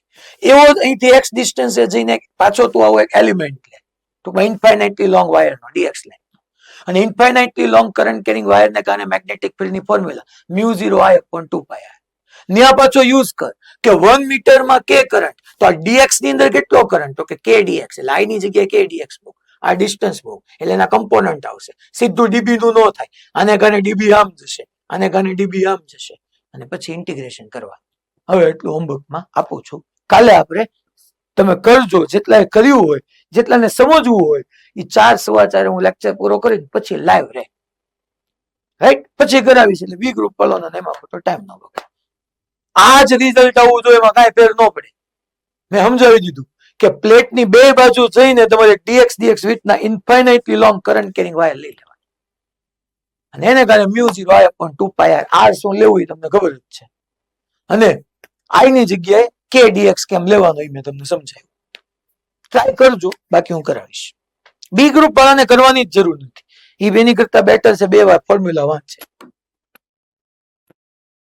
ચાલો, હા સુરતભાઈ, એ નહીં કરો બી ગ્રુપ વાળો, તો ચિંતા કર. હવે આપણે ઇલેક્ટ્રોમેગ્નેટિક ફોર્સ, વિદ્યુત ચુંબકીય બળ, લોરેન્સ ફોર્સમાં આવી. બટ એ પહેલા એક ક્વેશ્ચન હજી બાકી છે, એક કરાવી દઉં પછી. આમાં એવા કેટલા કયા સેન્ટર, એક સુરત એસ્પાયર સિવાય કેટલા કે જે 4 વાગે છૂટે? Nadiad centre, Himmatnagar centre, Surat. Nadiad exact 4 વાગે પૂરું થઈ જાય. બહુ કરી. હિંમતનગર એક્ઝેક્ટ 4 વાગે, બહુ કરી. આજે છે ને તમારે એવું થશે કે અડધી પોણી કલાકનો વિડીયો છે ને, એ તમારે પાછળ ઘરે જઈને જોવો પડશે, એવું બનીશ. ટેસ્ટ કોઈને નથી નાની પછી? ટેસ્ટ છે? હા, 4 વાગે ટેસ્ટ છે. યસ, જુનાગઢ. 5 વાગે છૂટી જવાનો. બહુ કરી યાર, આમાં મને કઈ સ્પેસ જ નથી મળતું યાર. 2 કલાક લઉં તો કઈક તમારું જબરદસ્ત હાલે ને. હાલો હવે ભણવા તો મંદીએ, જેટલું થાય એટલું, બીજું શું હોય. ચલો આપણે આ એક સરસ ક્વેશ્ચન છે, કરાવવો પડે એમ તમને. ટાઈપ્સ તો મારે કેવી પડે ને, નહીતર હમણાં હું જવા દઉં, હાલે એમ નથી. આવો એક હું સોલિડ સિલિન્ડર લઉં, છું. આની રેડિયસ કેપિટલ R છે, અને આ સોલિડ સિલિન્ડર છે, જેવો તેવો નહીં બકા, સોલિડ સિલિન્ડર. અને અહીંયા નોન યુનિફોર્મ કરંટ ડેન્સિટી છે. કાલે મેં યાદ કરો, વિદ્યુત પ્રવાહ ઘનતા કરંટ ડેન્સિટી ને મેં J = I/A કીધું હતું, અને A એટલે આપણે πr² લખી નાખ્યું હતું. કાલે મેં કીધું હતું જે યુનિફોર્મ છે. અહીંયા હું એમ કહું છું કે જે નોન યુનિફોર્મ છે. J ઇઝ નોન યુનિફોર્મ, અનિયમિત છે. અને કઈ રીતે ચેન્જ થાય છે ખબર છે? તો કે J = J0x/R. આ રિલેશન મુજબ વેરી થાય છે. ટૂંકમાં જે બધી જગ્યાએ ફિક્સ નથી, તમે એક્સિસ થી જેમ તમે દૂર જતા જશો, તમારો એક્સ ઇન્ક્રીઝ થતો જાય, એમ તમારી કરંટ ડેન્સિટી ઇન્ક્રીઝ થતી જાય. ધેટ મીન્સ પર unit cross sectional area current change થતો જાય છે. અહીંયા બધી જ જગ્યાએ સેમ કરંટ નથી.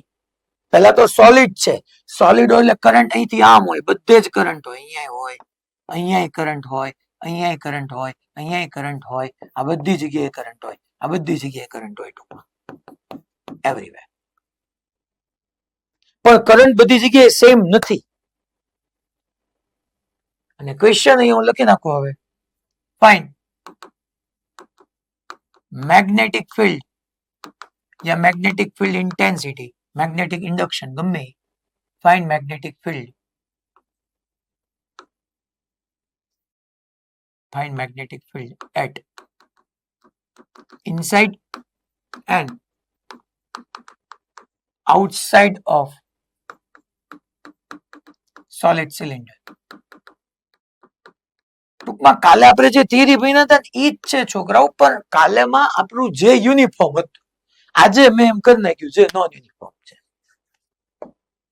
ચાલો જોરદાર લેવલનો ક્વેશ્ચન સ્ટાર્ટ થયો. હવે આઈડિયલી કઈ એવું છે નહીં રોકેટ સાયન્સ. હું તમને હું કહું કે પહેલા પેન ચેન્જ કરી નાખું.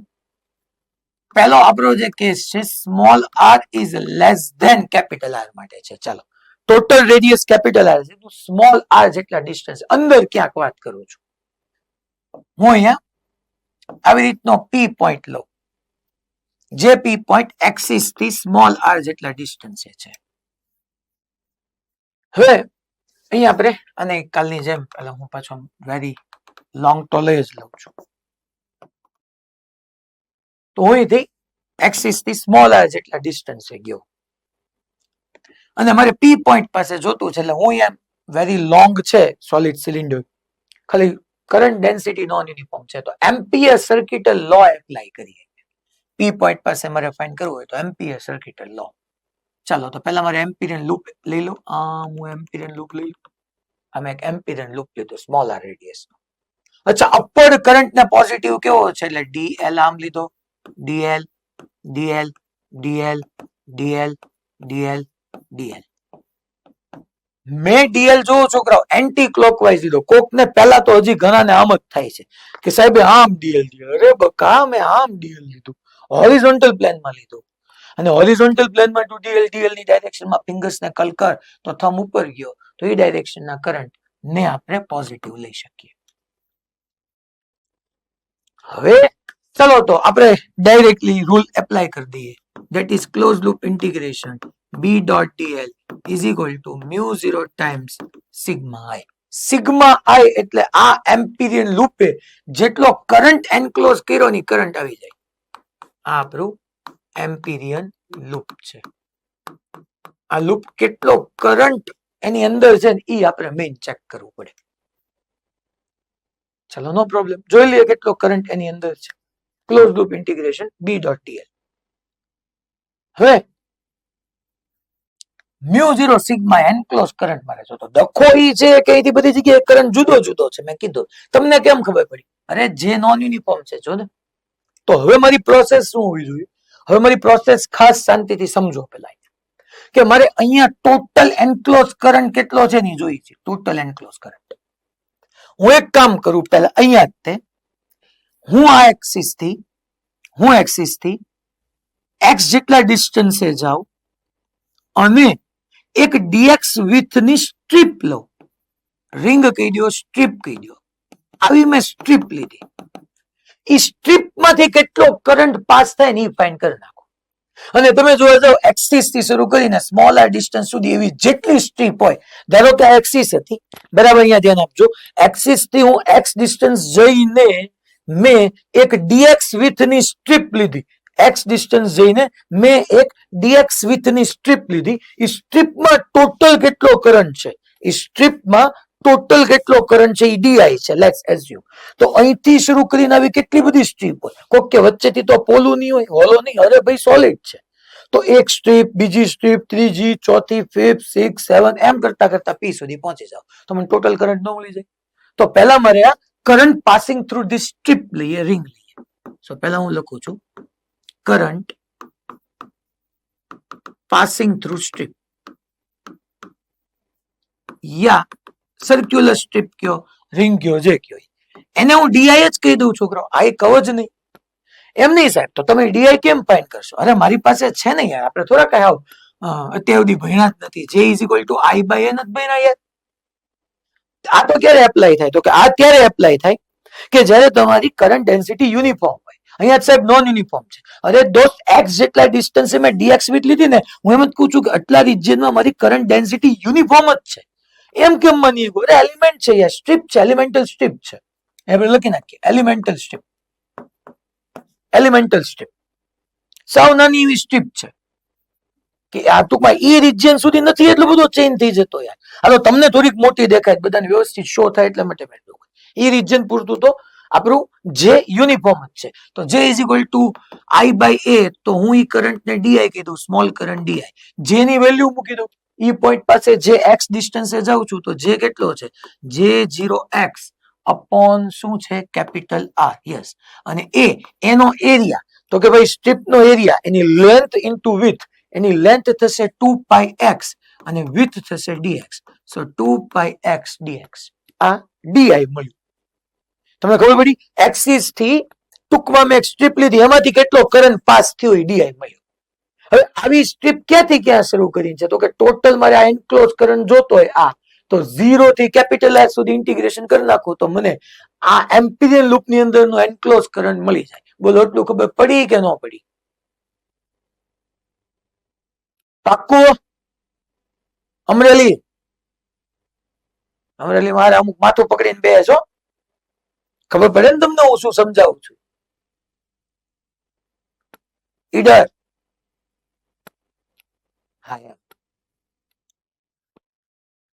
આ એલિમેન્ટલ સ્ટ્રીપ છે, તો ટોટલ મારે સિગ્મા એ જોતો. હું એમ કહી દઉં કે ટોટલ કરંટ જોતો હોય તો ઇન્ટિગ્રેશન ડી આઈ, આવી સ્ટ્રીપ મારે ક્યાંથી શરૂ કરીને ક્યાં સુધી લેવાની? તો કે 0 થી શરૂ કરીને સ્મોલ આર સુધી. 0 થી સ્મોલ આર સુધી. ચલો, તો આપણે એક કામ કરીએ કે અહીંયા હું ડીઆઈ ની વેલ્યુ પુટ કરું. J0 constant, 2π constant, R constant, x into x square dx. x square dx નું ઇન્ટિગ્રેશન થાય x raised to 3/3. Lower limit 0, upper limit as it is. એટલે સીધું કરી નાખ્યું, એક સ્ટેપ કાપ્યું પછી થશે ને એટલું. તો હવે હું અહીંયા આઈ ટોટલ આઈ મને મળી ગયો, તો શું થશે? ચલો, તો J0 into 2π upon capital R. અહીંયા upper limit minus small lower limit કરો તો સ્મોલ આર ક્યુબ બાય 3 આવી જશે. ટોટલ કરંટ આવી ગયો મારી પાસે. આ તમારો સિગ્મા આઈ છે. ચાલો, હવે અહીંયા જોવા જઈએ તો thumb toward current, fingers toward point P, તો પામ તો મારી ઇનવર્ડ જ જવાની. તો B અને DL વચ્ચેનો એંગલ કેટલાનો થવાનો? 0. તો અહીંયા લખી નાખીએ આપણે કે close loop B dl cos 0 is equal to mu 0 sigma એ ની જગ્યાએ લખી નાખું J0 2π r cube upon 3 capital R. B ને બહાર લઈ લો કે અહીંથી આ જેટલા ડિસ્ટન્સ છે તો દરેક પોઈન્ટ પાસે B સેમ જ હશે. આ એટલે B કોન્સ્ટન્ટ. dl કરો તો 2π small r mu 0 J0 2π small r cube upon 3r. 2π હફડિંગ, સ્મોલ r એ હફડિંગ, તો B ઇનસાઇડ આવ્યું mu 0 J0 small r square upon 3 capital R. અને આના ઉપરથી હું કહી શકું કે ઇનસાઇડ જે મેગ્નેટિક ફિલ્ડ હોવાનું ને એ એક્સિસ થી ડિસ્ટન્સ ના સ્ક્વેર ને ડાયરેક્ટલી પ્રોપોર્શનલ છે. જો કેપિટલ આર તો રેડિયસ છે તો ફિક્સ છે, ડિસ્ટન્સ થી સ્મોલ આર સ્ક્વેર થી વેરી થાય છે.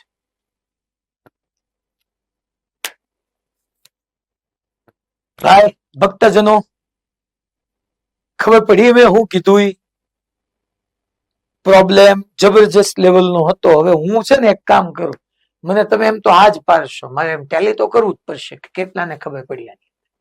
હાલો, મારે આઉટસાઇડ જોતું હોય, શાંતિથી મેં અહીંયા શું કર્યું મેં તમને બધું એક્સપ્લેન કર્યું છે. જે હદ સુધી 10 મિનિટ આપણે અત્યાર સુધી પહોંચ્યો, હજી પ્રોબ્લેમ 50% બાકી છે, પણ હવે ઈઝી છે, જેને સમજાઈ ગયું એના માટે કે મારે આઉટસાઇડ અહીંયા ક્યાંક જોતું છે. આ પી પોઈન્ટ પાસે આઉટસાઇડ એને કીધું છે, તો એમ્પિરિયન સર્કિટલ લૂપ લઈશ. એ એટલું મને આવડે છે, એટલું હું કરી નાખું. ચાલો, આઉટસાઇડ આપણે જોતું હોય તો અહીંયા જ પી પોઈન્ટ લઈ લઈશ. ચાલો, આ પી પોઈન્ટ, અને હું એક એમ્પિરિયન લૂપ લઈ લઉં આવી રીતનું. ચાલો ડીએલ ડીએલ બધું એમ્પિરિયલ લૂપ લેવાઈ ગયું. તમને એટલી ખબર પડી ગઈ કે ક્લોઝ લૂપ બી ડીએલ થઈ જશે. એક્સિસ થી આર જેટલા ડિસ્ટન્સ છે, આ ડિસ્ટન્સ ને હું આર કહી દઉં. બધી જગ્યાએ બી ફિક્સ હશે એટલે બી ને બહાર કાઢી નાખો, બી ડીએલ કોસ 0 થઈ જશે. એ બધું ફિક્સ છે. મ્યુ 0 સિગ્મા આઈ માં આની અંદર ટોટલ કરંટ કેટલો એન્ક્લોઝ થાય, આની માટે મારે સિગ્મા આઈ કેમ ફાઇન્ડ કરાય? ચાલો મને કોણ કહેશે? આખે આખો આમ સિલિન્ડર છે, મેં આખે આખો એમ્પિરિયલ લૂપ બહાર લીધું છે, તો મારે સિગ્મા આઈ કેમ ફાઇન્ડ થાય ઈ મને કહેવાનું છે હવે, કે મારે એન્ક્લોઝ કરંટ કેમ ફાઇન્ડ કરવો. હવે હું કરું? અહીંયા જ મેં સમજાવ્યું કે આની અંદરનો કેમ ફાઇન્ડ થયો. આની માટે તમારે મને કહેવાનું છે. બધાને આવડવું જોઈએ. ટ્રાય કરો યાર, ટ્રાય કરશો ને તો તમને ખબર પડશે. ખોટા જવાબો દેવાથી બીવો નહીં. અહીંયા હું એ નથી કે તમને ગચકાવી નાખીશ ડોબા જેવા, આટલું નથી આવડતું. નો આવડે, શીખવા જ બેઠા છીએ. આન્સર આપો તો તમારો કોન્ફિડન્સ વધશે. બૂમ બૂમ બૂમ બૂમ બૂમ બૂમ બૂમ બૂમ બૂમ બૂમ બૂમ બૂમ બૂમ બૂમ બૂમ. ક્યાંથી પૂછેંગે? હા, ભુજમાંથી કેવો છે આન્સર? ચાલો ભુજમાંથી કહેશે. કોણ કહેશે ભુજમાંથી? હેન્ડ રેઝ કરો. ભુજ. આ બેનો બી ગ્રુપ વાળા લાગે છે. હાલો તોય ટ્રાય કરો, કોઈક બેન આન્સર આપશે. ચલો ટ્રાય કરો, જોઈએ છે કેટલા થાય. ફટાફટ કરજો.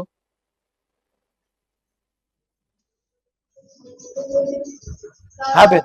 હા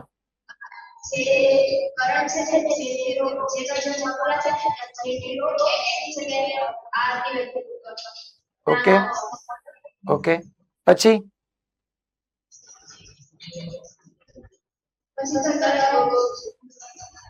ઓકે ડન, ગુડ ટ્રાય. ચલો મોરબી કોણ કહેતું હતું? યસ, મોરબીમાં લાસ્ટ બેચ એને સૌથી પહેલા આંગળી ઊંચી કરી હતી. વેરી ગુડ બેટા, સુપર. લિમિટમાં ખાલી 0 થી કેપિટલ આર કરવાનું હતું બેન. આ તમે એમ જ કર્યું ને કે પેલા હું એક્સિસ થી એક્સ જેટલા ડિસ્ટન્સ લઈને મેં એક ડીએક્સ વિથની સ્ટ્રીપ લીધી, તો પહેલા મારી સ્ટ્રીપ માંથી પાસ થતો કરંટ ડીઆઈ મળ્યો. આવી સ્ટ્રીપ, આ એક સ્ટ્રીપ, બીજી સ્ટ્રીપ, ત્રીજી સ્ટ્રીપ, ચોથી, પાંચમી, આવી સ્ટ્રીપ 0 થી કેપિટલ આર વચ્ચે લઈ લેવાની છે. અહીંયા સુધી પતી જતું હતું એટલે મેં અહીંયા લિમિટ 0 થી સ્મોલ આર લીધી. અહીંયા ફાઇન્ડ કરવા માટે આખે આખા સિલિન્ડર ની અંદર કેટલો એન્ક્લોઝ કરંટ છે એ ફાઇન્ડ કરવા માટે પ્રોસેસ તો આ જ કરવાની કે એક્સ જેટલા ડિસ્ટન્સ છે, ડીએક્સ વિથ ની એક સ્ટ્રીપ લીધી, એ સ્ટ્રીપ માંથી પાસ થતો કરંટ આઈ, સોરી ડીઆઈ. આવો કરંટ ડીઆઈ કરંટ એક્સિસ થી લઈને આ વોલ સુધી છે, તો મારે લિમિટ 0 થી કેપિટલ આર કરવાની. 0 થી કેપિટલ આર કરીશ તો અહીંયા કેપિટલ આર ક્યુબ બાય 3 આવશે. એટલે એકવાર કેન્સલ થઈ જાય તો અહીંયા કેપિટલ આર સ્ક્વેર આવશે અને અહીંયા capital R square upon 3 small R એવું આવી જશે. ચેક કરી લેજો તમે. બોલો કરાવું કે ખબર પડી ગઈ? ખબર પડી મેં શું કીધું? યસિયાનો. ચાલો તો હાલો અહીંયા કરી નાખો હવે આઉટસાઇડ. હું સીધું અહીંયા હેડિંગ બદલું, જોજો. Small R is greater than capital R. હું હેડિંગ જ બદલું છું. ચલો કલર આપણે આ યુઝ કરી નાખીએ, લાઇલાઇટ થાય. તો અહીંયા હું લઈ લઉં 0 થી કેપિટલ આર. તો અહીંયા તમે લિમિટ મૂકશો, અહીંયા કેપિટલ આર, તો અહીંયા આપણે લઈ લેશું કેપિટલ આર ક્યુબ. એકવાર કેપિટલ આર કટ થાય. અચ્છા અહીંયા બી ડીએલ, અહીંયા તો છોકરાઓ આ ડીએલ ડીએલ કરશો તો એ તો 2 પાઈ સ્મોલ આર જ રહેશે, કારણ કે આ ડિસ્ટન્સ તો સ્મોલ આર જ છે એક્સિસ થી. જો તો એ તો ફિક્સ જ છે, એમાં કઈ વાંધો નહીં આવે. અચ્છા અહીંયા શું ચેન્જ આવવાનો છે? 2 પાઈ. અચ્છા અહીંયા આપણે જોવા જઈએ તો મ્યુ 0 અને J0 2 pi capital R square by 3 વધશે ઓનલી. અને અહીંયા યાદ રાખજો અંદર આર સ્ક્વેર ને ડાયરેક્ટલી પ્રોપોર્શનલ આવ્યું હતું. અને હવે અહીંયા સિમ્પ્લિફાઈ કરીએ તો બી ઇન્ટુ ડીએલ ડીએલ કરો એટલે 2 પાઈ સ્મોલ આર જ વધશે ને, ત્યાં તો સ્મોલ આર જ આવવાનું છે. Mu 0 J0 2 pi capital R square upon 3 R. તો અહીંયા 2 pi cut. So B outside ની ફોર્મ્યુલા તમે ચેક કરવા જાઓ, મ્યુ 0 J0, હે બેટા? હા 3 mu 0 J0 capital R square upon 3 small R. તો outside B is inversely proportional to R આવ્યું. ઇનસાઇડ યાદ કરો, B is directly proportional to R square આવતું હતું. અને આના ઉપરથી તમને એનો ગ્રાફ પૂછી લઉં હું, એનો ગ્રાફ પૂછી લઉં, B is inversely proportional to R આવ્યું. અને આના ઉપરથી ટૂંકમાં તમારે આમાં કઈ આખું લખવાનો તમને ટાઈમ રહેશે નહીં, થોડી જગ્યા છોડી દો, ખાલી એટલી હિન્ટ લખી નાખો, ટોટલ આઈ માટે મારે 0 થી કેપિટલ આર ઇન્ટિગ્રેશન કરીશ તો આવો આન્સર આવશે. અને હું ગ્રાફ અહીંયા ડ્રો કરી નાખું, હાલો, એટલે જે લખવું એ હજી લખી નાખે. સ્પેસ નો યુઝ તો કરવો જ પડશે. બી વર્સિસ આર નો ગ્રાફ ડ્રો કરો ને તો અંદર છે ને પેરાબોલા આવશે, અને બહાર તો B is inversely proportional to R છે તો રેક્ટેન્ગ્યુલર હાઇપરબોલા, પણ અંદર તો B is directly proportional to R square આવ્યું હતું. તો આ પેરાબોલા થયું હો ભાઈ, મેથ્સ વાળાને ખબર પડવી જોઈએ કે આ પેરાબોલા થયું. બી ગ્રુપ વાળા સાંભળી લેજો, બી નો હાઈએસ્ટ પાવર 1 અને આર ની હાઈએસ્ટ પાવર 2. એક ક્વોન્ટિટી નો હાઈએસ્ટ પાવર 1 હોય, બીજાનો 2 હોય, તો એ પેરાબોલા. અને આર સ્ક્વેર નો કોએફિશિયન્ટ પ્લસ છે. બોલા આપણે યાદ કરો, આર સ્ક્વેર ની સાથે જે હતું એ ધન હતું, તો પેરાબોલા માઉથ ઓપનિંગ અપવર્ડ. જો B directly proportional to minus R square આવ્યું ને તો પેરાબોલા આવે, પણ માઉથ ઓપનિંગ ડાઉનવર્ડ. અને આમ કહેવાય પેરાબોલા માઉથ ઓપનિંગ અપવર્ડ. ટૂંકમાં મુખ ઉપર તરફ ખુલે એમ હું કહેવા માંગુ છું.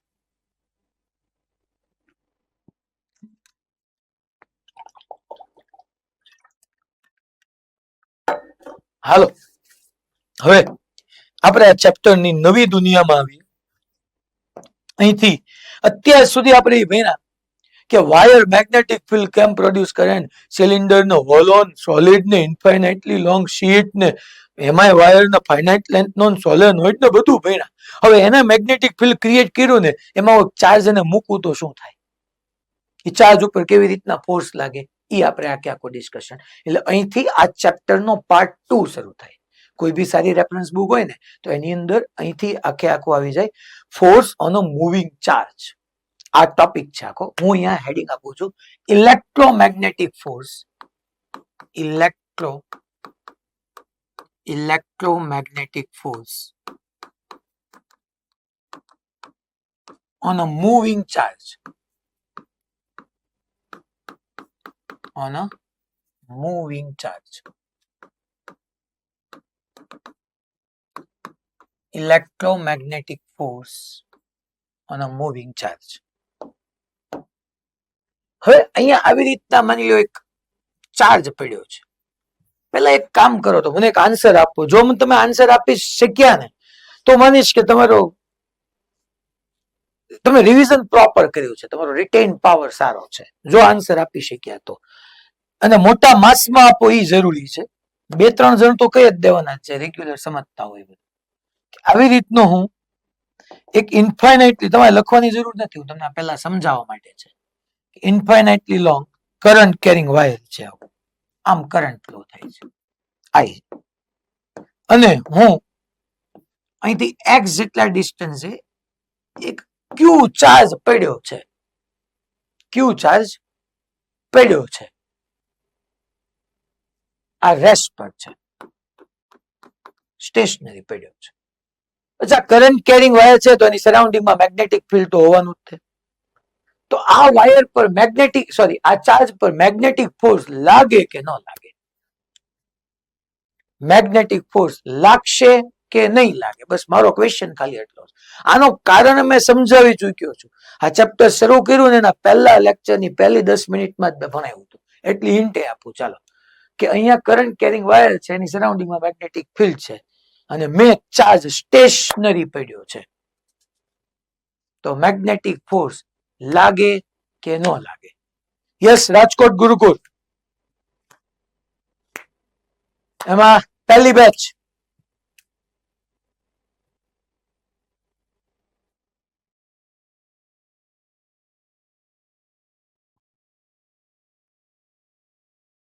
હેલો. હા બોલ ભાઈ.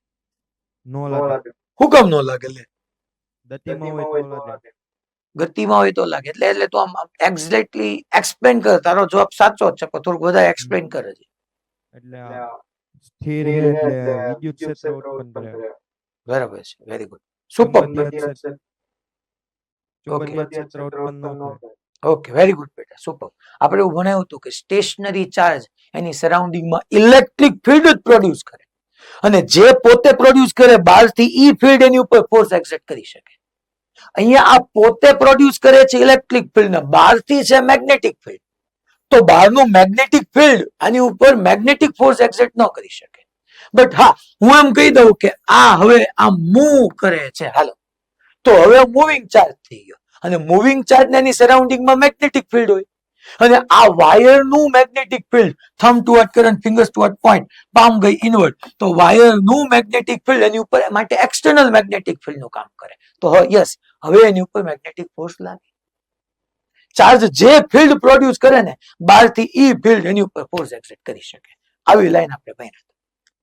તો અહીંયા જો મેં એટલા માટે જ હેડિંગ આપ્યું છે ઇલેક્ટ્રોમેગ્નેટિક, એટલે ઇલેક્ટ્રિક એ આવશે ને મેગ્નેટિક એ આવશે, force on a moving charge. કારણ કે મેગ્નેટિક ફોર્સ લાગવા માટે ચાર્જ નું મૂવ થવું જરૂરી છે. મૂવિંગ ચાર્જ હશે તો જ મેગ્નેટિક ફિલ્ડ આવશે. ઈડર અહીંયા ધ્યાન આપશું. તો હવે આને બીજું આનું એક નામ છે લોરેન્સ ફોર્સ બી કહેવાય. લોરેન્સ ફોર્સ, બીજું આ બી કહેવાય. એટલે તમને ક્યારે કેમ કીધું લોરેન્સ ફોર્સ ઇક્વેશન, તો ઇલેક્ટ્રોમેગ્નેટિક ફોર્સ જ થઈ ગયું. તો અહીંયા એક વાત પાકી છે કે મેગ્નેટિક ફિલ્ડ ક્રિએટ થવા માટે ચાર્જનું ટ્રાવેલ થવું જરૂરી છે. આ ક્યુ અમાઉન્ટ નો ચાર્જ વી વેલોસિટી થી ટ્રાવેલ કરે છે, અને અહીંથી છોકરાઓ external E and B both are present. Externally magnetic field ને ઇલેક્ટ્રિક ફિલ્ડ બંને હાજર બી છે. તો આની ઉપર જે નેટ ફોર્સ લાગશે ને, નેટ, ધેટ ઇઝ QE. છોકરાઓ ચાર્જ છે તો ચાર્જ છે તો ઇલેક્ટ્રિક ફિલ્ડ તો પ્રોડ્યુસ કરશે જ તે, અને already external electric field present છે. External E and B both are present. ચાર્જ છે તો એની સરાઉન્ડિંગમાં ઇલેક્ટ્રિક ફિલ્ડ છે. ઓલરેડી એક્સટર્નલ ઇલેક્ટ્રિક ફિલ્ડ ની છે તો ઇલેક્ટ્રિક ફોર્સ લાગી જશે QE પ્લસ.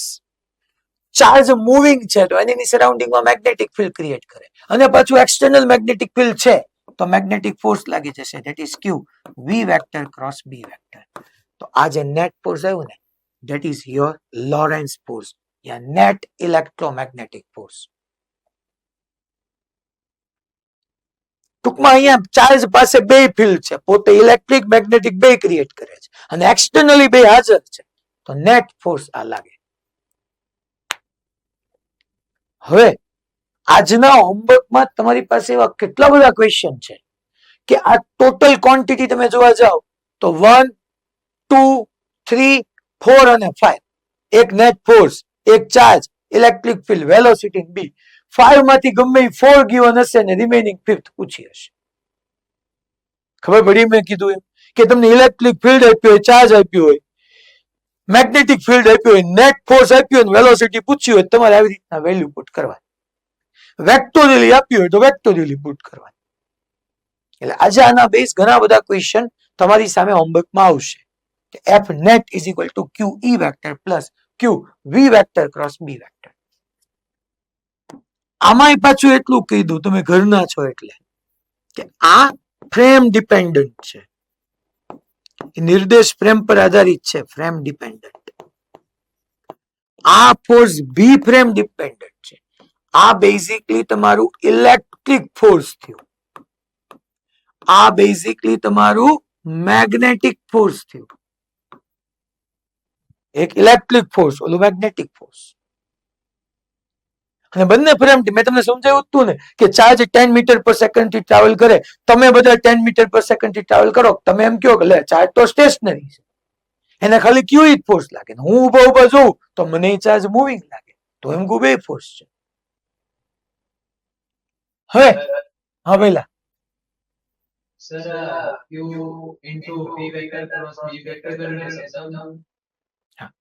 એ બેટા મેગ્નેટિક ફોર્સ છે, અને ઈ છે ને દોસ્ત, હમણાં એના ઉપર જ આવું છું કે મેગ્નેટિક ફોર્સ આવ્યું કેમ. તારો પ્રશ્ન ઈ જ છે ને દોસ્ત કે આવ્યું ક્યાંથી Q V vector cross B vector, કહી દઉં, ઈ જ કહું છું.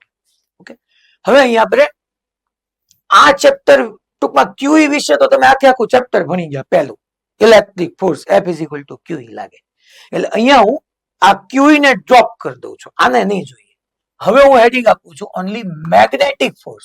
અહીંયા ઇલેક્ટ્રોમેગ્નેટિક ફોર્સ હતું, હવે હું હેડિંગ આપું છું magnetic force, not electromagnetic. Magnetic force on a moving charge. Magnetic force on a moving charge. તો હવે હું ગતિશીલ વિદ્યુત ભાર પર ચુંબકીય બળ કેટલું લાગે ને એ તમને સમજાવું છું. Magnetic force on a moving charge. ચાલો અહીંયા ધ્યાન આપજો. પહેલા તો આ જે ફોર્મ્યુલા છે ને આ એક્સપેરિમેન્ટલી પ્રૂવ થઈ, આનો પ્રૂફ ક્યાંય નથી. એને જોયું કે કોઈ ચાર્જ હતો ને, ચાર્જ એને v વેલોસિટી થી ટ્રાવેલ કરાવતા હતા. અચ્છા, મૂવિંગ ચાર્જ પોતે મેગ્નેટિક ફિલ્ડ પ્રોડ્યુસ કરે, પણ મેગ્નેટિક ફોર્સ લાગવા માટે તો પાછું એક્સટર્નલ મેગ્નેટિક ફિલ્ડ હોવું જોઈએ. તો એક્સપેરિમેન્ટલી પ્રાયોગિક રીતે ખબર પડ્યું કે મેગ્નેટિક ફોર્સ છે ને ચાર્જ ને ડાયરેક્ટલી પ્રોપોર્શનલ છે. જેટલો ચાર્જ નો મેગ્નિટ્યુડ વધારે ને એટલું મેગ્નેટિક ફોર્સ ભરીને લાગે.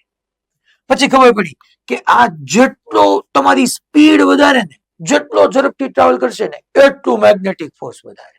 પછી ખબર પડી કે જેટલું તમારું એક્સટર્નલ મેગ્નેટિક ફિલ્ડ વધારે ને, એક્સટર્નલ મેગ્નેટિક ફિલ્ડ, એટલું તમારું મેગ્નેટિક ફોર્સ વધારે. અને પછી ખબર પડી કે જેટલો તમારો sine theta, where theta is the angle between V and B, એ જેટલો વધારે ને એટલું મેગ્નેટિક ફોર્સ વધારે. અને બધાને ભેગા કરીને એક ઇક્વેશન ને આપણે સમક કરી શકીએ, ધેટ ઇઝ મેગ્નેટિક ફોર્સ. બધાને એક સાથે લખી શકીએ કે magnetic force is directly proportional to QV B external એટલે QVB અને સાઇન થીટા. અને આને આપણે લખી શકીએ કે FM vector is equal to QV vector cross B vector, where theta આ મેગ્નિટ્યુડ વાઇઝ મેં ઉપર લખ્યું છે અને મેગ્નિટ્યુડ વાઇઝ નીચે લખી નાખું. પહેલા વેક્ટોરિયલ લખવું હોય તો QV vector cross B vector, અને મેગ્નિટ્યુડ વાઇઝ લખતા હો તો FM is equal two QVB sine theta, where theta is the angle between V and B, where theta is the angle between, હા બેટા કોન્સ્ટન્ટ ને આપણે લીધો જ નથી,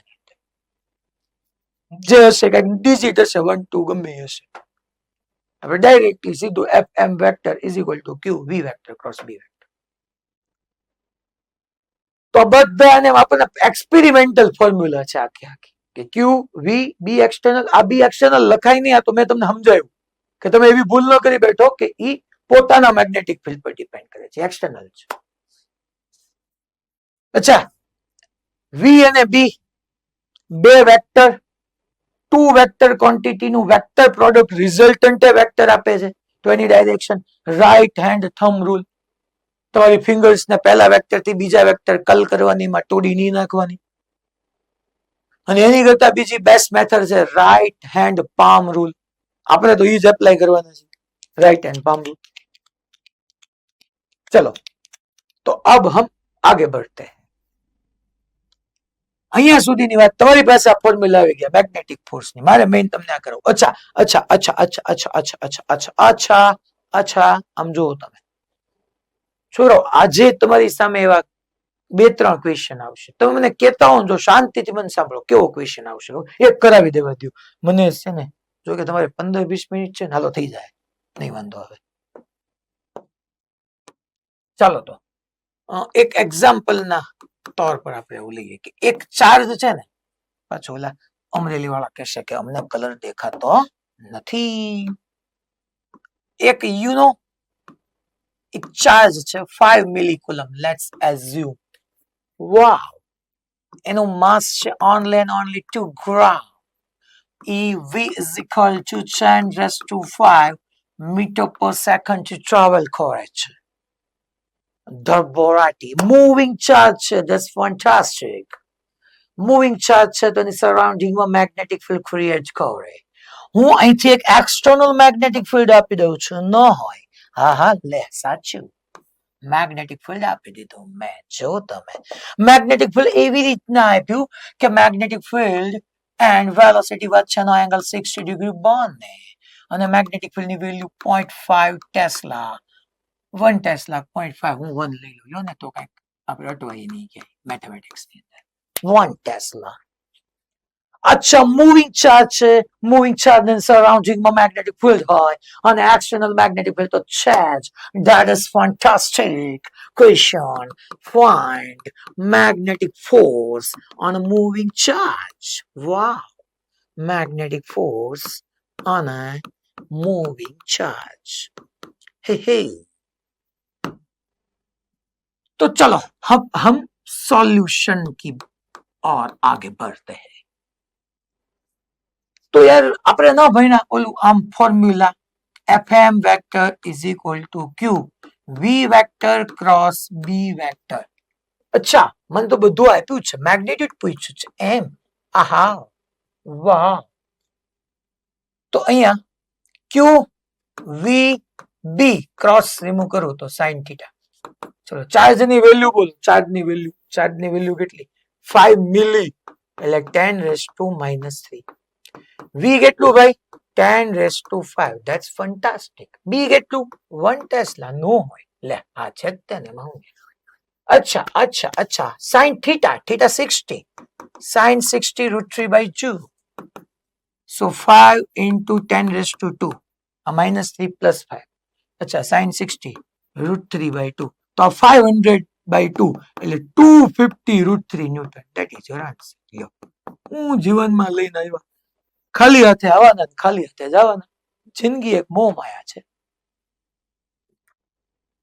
તો બાપુ આવી ગયું.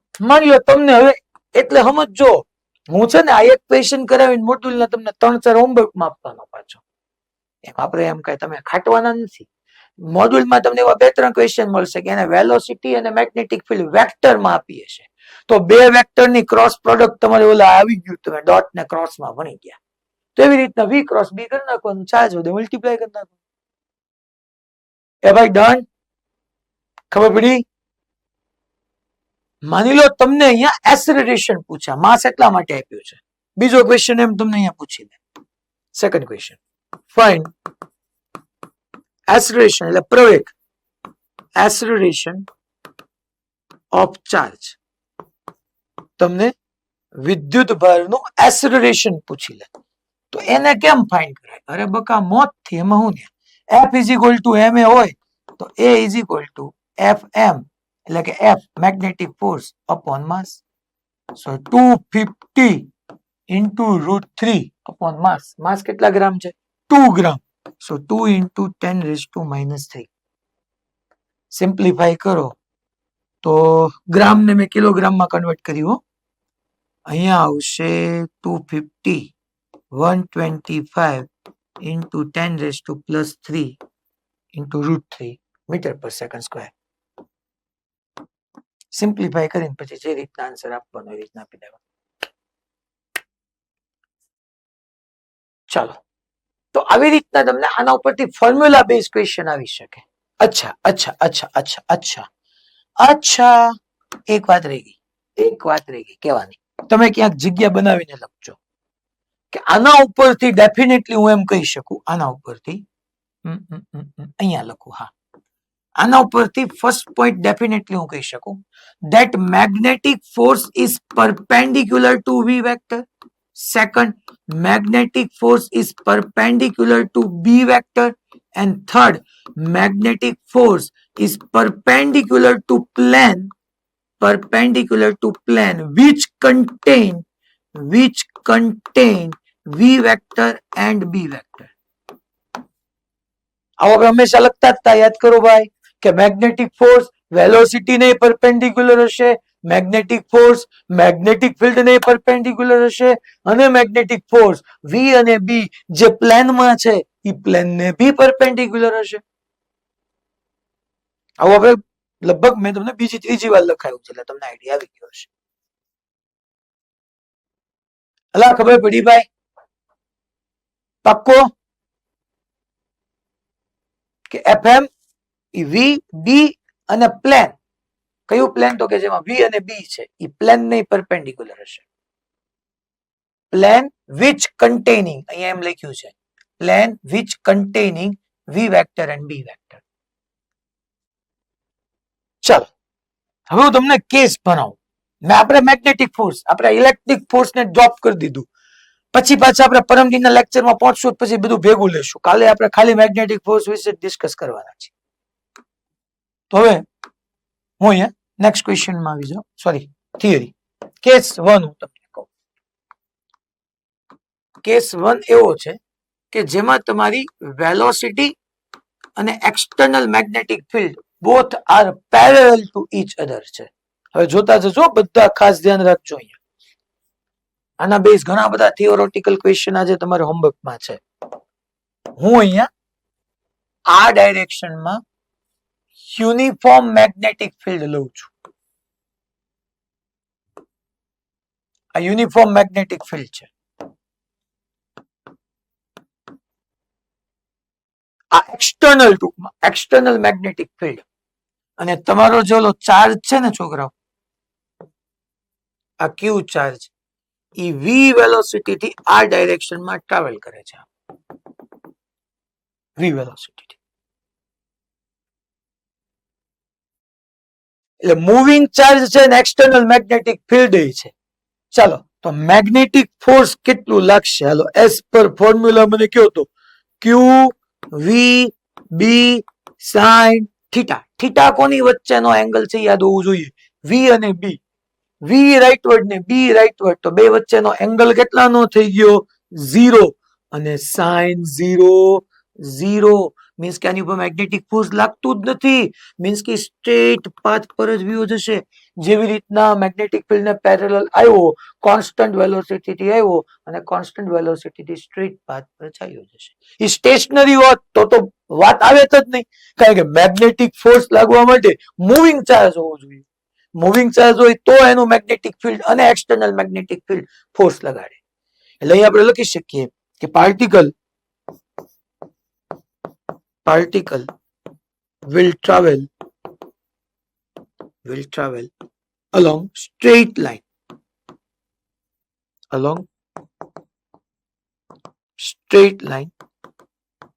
with constant velocity v.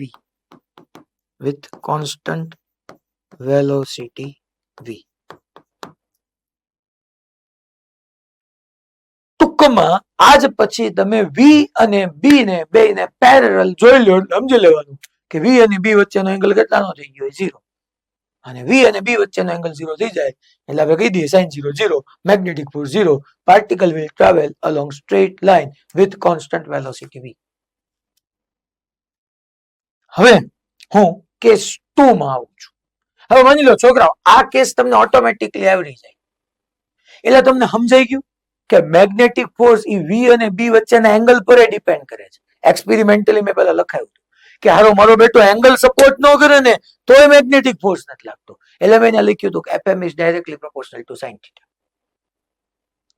માની લો છોકરાઓ આમ જતો હતો તો વી અને બી વચ્ચેનો એંગલ કેટલાનો થઈ જાય? પાઈ. અને sin પાઈ 0 જ થાય તો એ સ્ટ્રેટ પાથ પર જ વ્યૂ ગયું. તો વી પેરેલલ ટુ બી હોય કે એન્ટી પેરેલલ ટુ બી હોય, બે કેસ મેં લઈ લીધા. આ સાઇન પેરેલલ માટેની છે, આ સિમ્બોલ એન્ટી પેરેલલ માટેનું છે. આ બધા કેસમાં મેગ્નેટિક ફોર્સ 0 થાય. કેસ 2 લઈએ. આ જબરજસ્ત કેસ તમારો, શાંતિથી આ કેસને સમજો. Case 2 where velocity is perpendicular to magnetic field. તમારું મેગ્નેટિક ફિલ્ડ આમ ઇનવર્ટ છે, આમ ઇનવર્ટ મેગ્નેટિક ફિલ્ડ છે. હવે આ ક્રોસ છે ને મેગ્નેટિક ફિલ્ડ શો કરે છે. અહીંયા બાઉન્ડ્રી છે, આવી રીતની બાઉન્ડ્રી. હવે આવું મેગ્નેટિક ફિલ્ડ છે ને પ્રેક્ટિકલી કોઈ દુનિયામાં એક્ઝિસ્ટ ન કર્યો. ઈ હું કે આ બાઉન્ડ્રીની ડાબી બાજુ 0 ને જમણી બાજુ યુનિફોર્મ. આવું પ્રેક્ટિકલ નો આવે, આવું થિયોરેટિકલ જ આવે. શું કામ? હું તમને એમ્પિયર સર્કિટલ પરથી પ્રૂવ કરી દઈશ. આજે ટાઈમ નથી. આવું પ્રેક્ટિકલી એક્ઝિસ્ટ ન કરે. આ યુનિફોર્મ મેગ્નેટિક ફિલ્ડ છે તમારું, બી યુનિફોર્મ. અને છોકરાઓ, અહીંથી એક ચાર્જ ઘૂસ્યો, અહીંથી એક ચાર્જ અહીંયા હું અંજાવા દઉં છું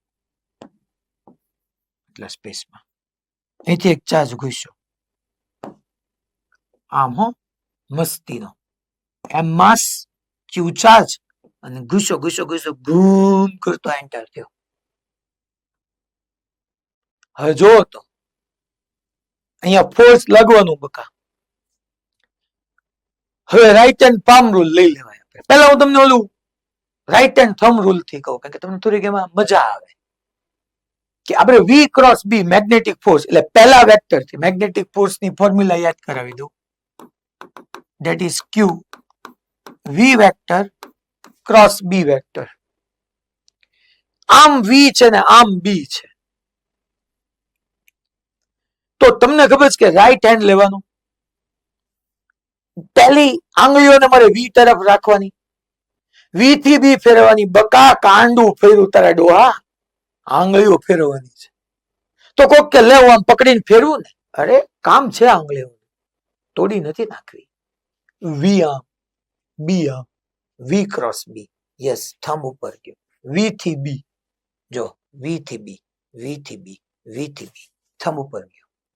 મીન્સ કે જેવો ઓલો ચાર્જ અહીંયા આવ્યો ને બકા, એટલે એની ઉપર મેગ્નેટિક ફોર્સ અહીંયા લઈ ગયો. હા એ હો હે સરપ્રાઈઝ, હો મેગ્નેટિક ફોર્સ આમ લઈ ગયું. અચ્છા, એની કરતા best you know right hand thumb rule, sorry right hand palm rule. તમે બધા ઘરના છો એટલે પેલા લખાવી જ દઉં. Right hand palm rule, right hand palm rule. તમને ખબર જ છે કે આમાં હવે મારે શું જોઈ છે ઈ. તો કે પહેલા છે ને તમારા રાઈટ હેન્ડ નો થંબ છે ને, થંબ થંબ ઈ ટુવાર્ડ વી રાખો. તમારી રાઈટ હેન્ડ ની ફિંગર્સ છે ને, ફિંગર્સ હે ઈ ટુવાર્ડ બી રાખવાનું હો ને. અને તમારી રાઈટ હેન્ડ ની પામ છે ને, હે પામ, એ તમને ઓટોમેટિકલી મેગ્નેટિક ફોર્સ ની ડાયરેક્શન આપી દેશે. હાલો બધા રહ્યો રાઈટ હેન્ડ, હાલો હાલો ફટાફટ હાલો. થંબ બોલો, થંબ ક્યાં? Thumb thumb toward velocity, velocity ગોતો. હિંમતનગર ખોટો હાથ રાખેશ. Thumb toward velocity, velocity rightward છે, આમ છે વેલોસિટી, વી આમ છે. ચલો thumb toward velocity, fingers toward magnetic field. Palm ક્યાં ગઈ? ઉપર. Thumb palm, sorry thumb finger palm. લા ખબર પડી ભાઈ. હેલો, માની લો તમારું જો પોઝિટિવ ચાર્જ નો હોય ને, ઇલેક્ટ્રોન હોય ને, તોય નેગેટિવ ચાર્જ હોય ને, તોય ટ્રીટ પોઝિટિવ ની જેમ કરવાનો. ઓ નેગેટિવ છે એમ, ડાયરેક્શન ચેન્જ કરી દેવાની. સો નેગેટિવ ચાર્જ હોય તો ચિંતા નહીં કરવાની, એને ટ્રીટ પેલા પોઝિટિવ ની જેમ જ કરવાનો. પણ આમ ધ્યાન રાખવાનું નેગેટિવ છે, છેલ્લે મારે ડાયરેક્શન ઉલટાવાની. તો એફએમ અપવર્ડ આવ્યું, વી આમ ગયું. તમે 11th માં ભણી ગયા છો, તમે 11th માં ભણી ગયા છો કે જ્યારે જ્યારે મેગ્નેટિક ફોર્સ ની ડાયરેક્શન વેલોસિટી ને, એટલે અહીંયા મેગ્નેટિક ફોર્સ મીન્સ કે ફોર્સ, ફોર્સ ની ડાયરેક્શન વેલોસિટી ને પરપેન્ડિક્યુલર હોય ને, તો એની વેલોસિટી ની ડાયરેક્શન જ ચેન્જ થાય, મેગ્નિટ્યુડ ચેન્જ ન થાય. તો તમે સેકન્ડ થર્ડ ચેપ્ટર 11th માં ભણી ગયા છો. યાદ હોય તો હા પાડો, બાકી હું થોડુંક રિવાઇઝ કરાવું. યાદ છે તમે આવું ભણ્યા? ઈ નથી યાદ? ઓકે, આવું તમે નહોતા ભણ્યા કે વેલોસિટી અને એસિલરેશન બંને સેમ ડાયરેક્શનમાં હોય તો આવા કેસમાં વેલોસિટીનું મેગ્નિટ્યુડ જ ચેન્જ થાય, મેગ્નિટ્યુડ ઇન્ક્રીઝ થાય. વેગ અને પ્રવેગ બે સમાન દિશામાં તો વેગના મૂલ્યમાં વધારો થાય.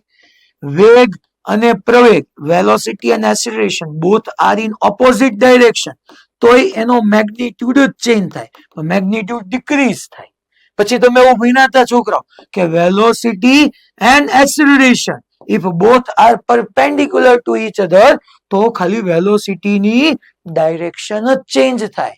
ત્યાં એક્સિલરેશન હતું. આપણને ખબર જ છે ને કે F is equal two ma થાય. જે ડાયરેક્શન એક્સિલરેશન ની આવે ઈ જ ડાયરેક્શન ફોર્સ ની આવે. તો અહીંયા હું એમ કહું છું, આપણે એવું ભણ્યા હતા વેલોસિટી અને એક્સિલરેશન. વેલોસિટી અને એક્સિલરેશન બે એકબીજાને પરપેન્ડિક્યુલર હોય તો વેલોસિટીની ડાયરેક્શન ચેન્જ થાય.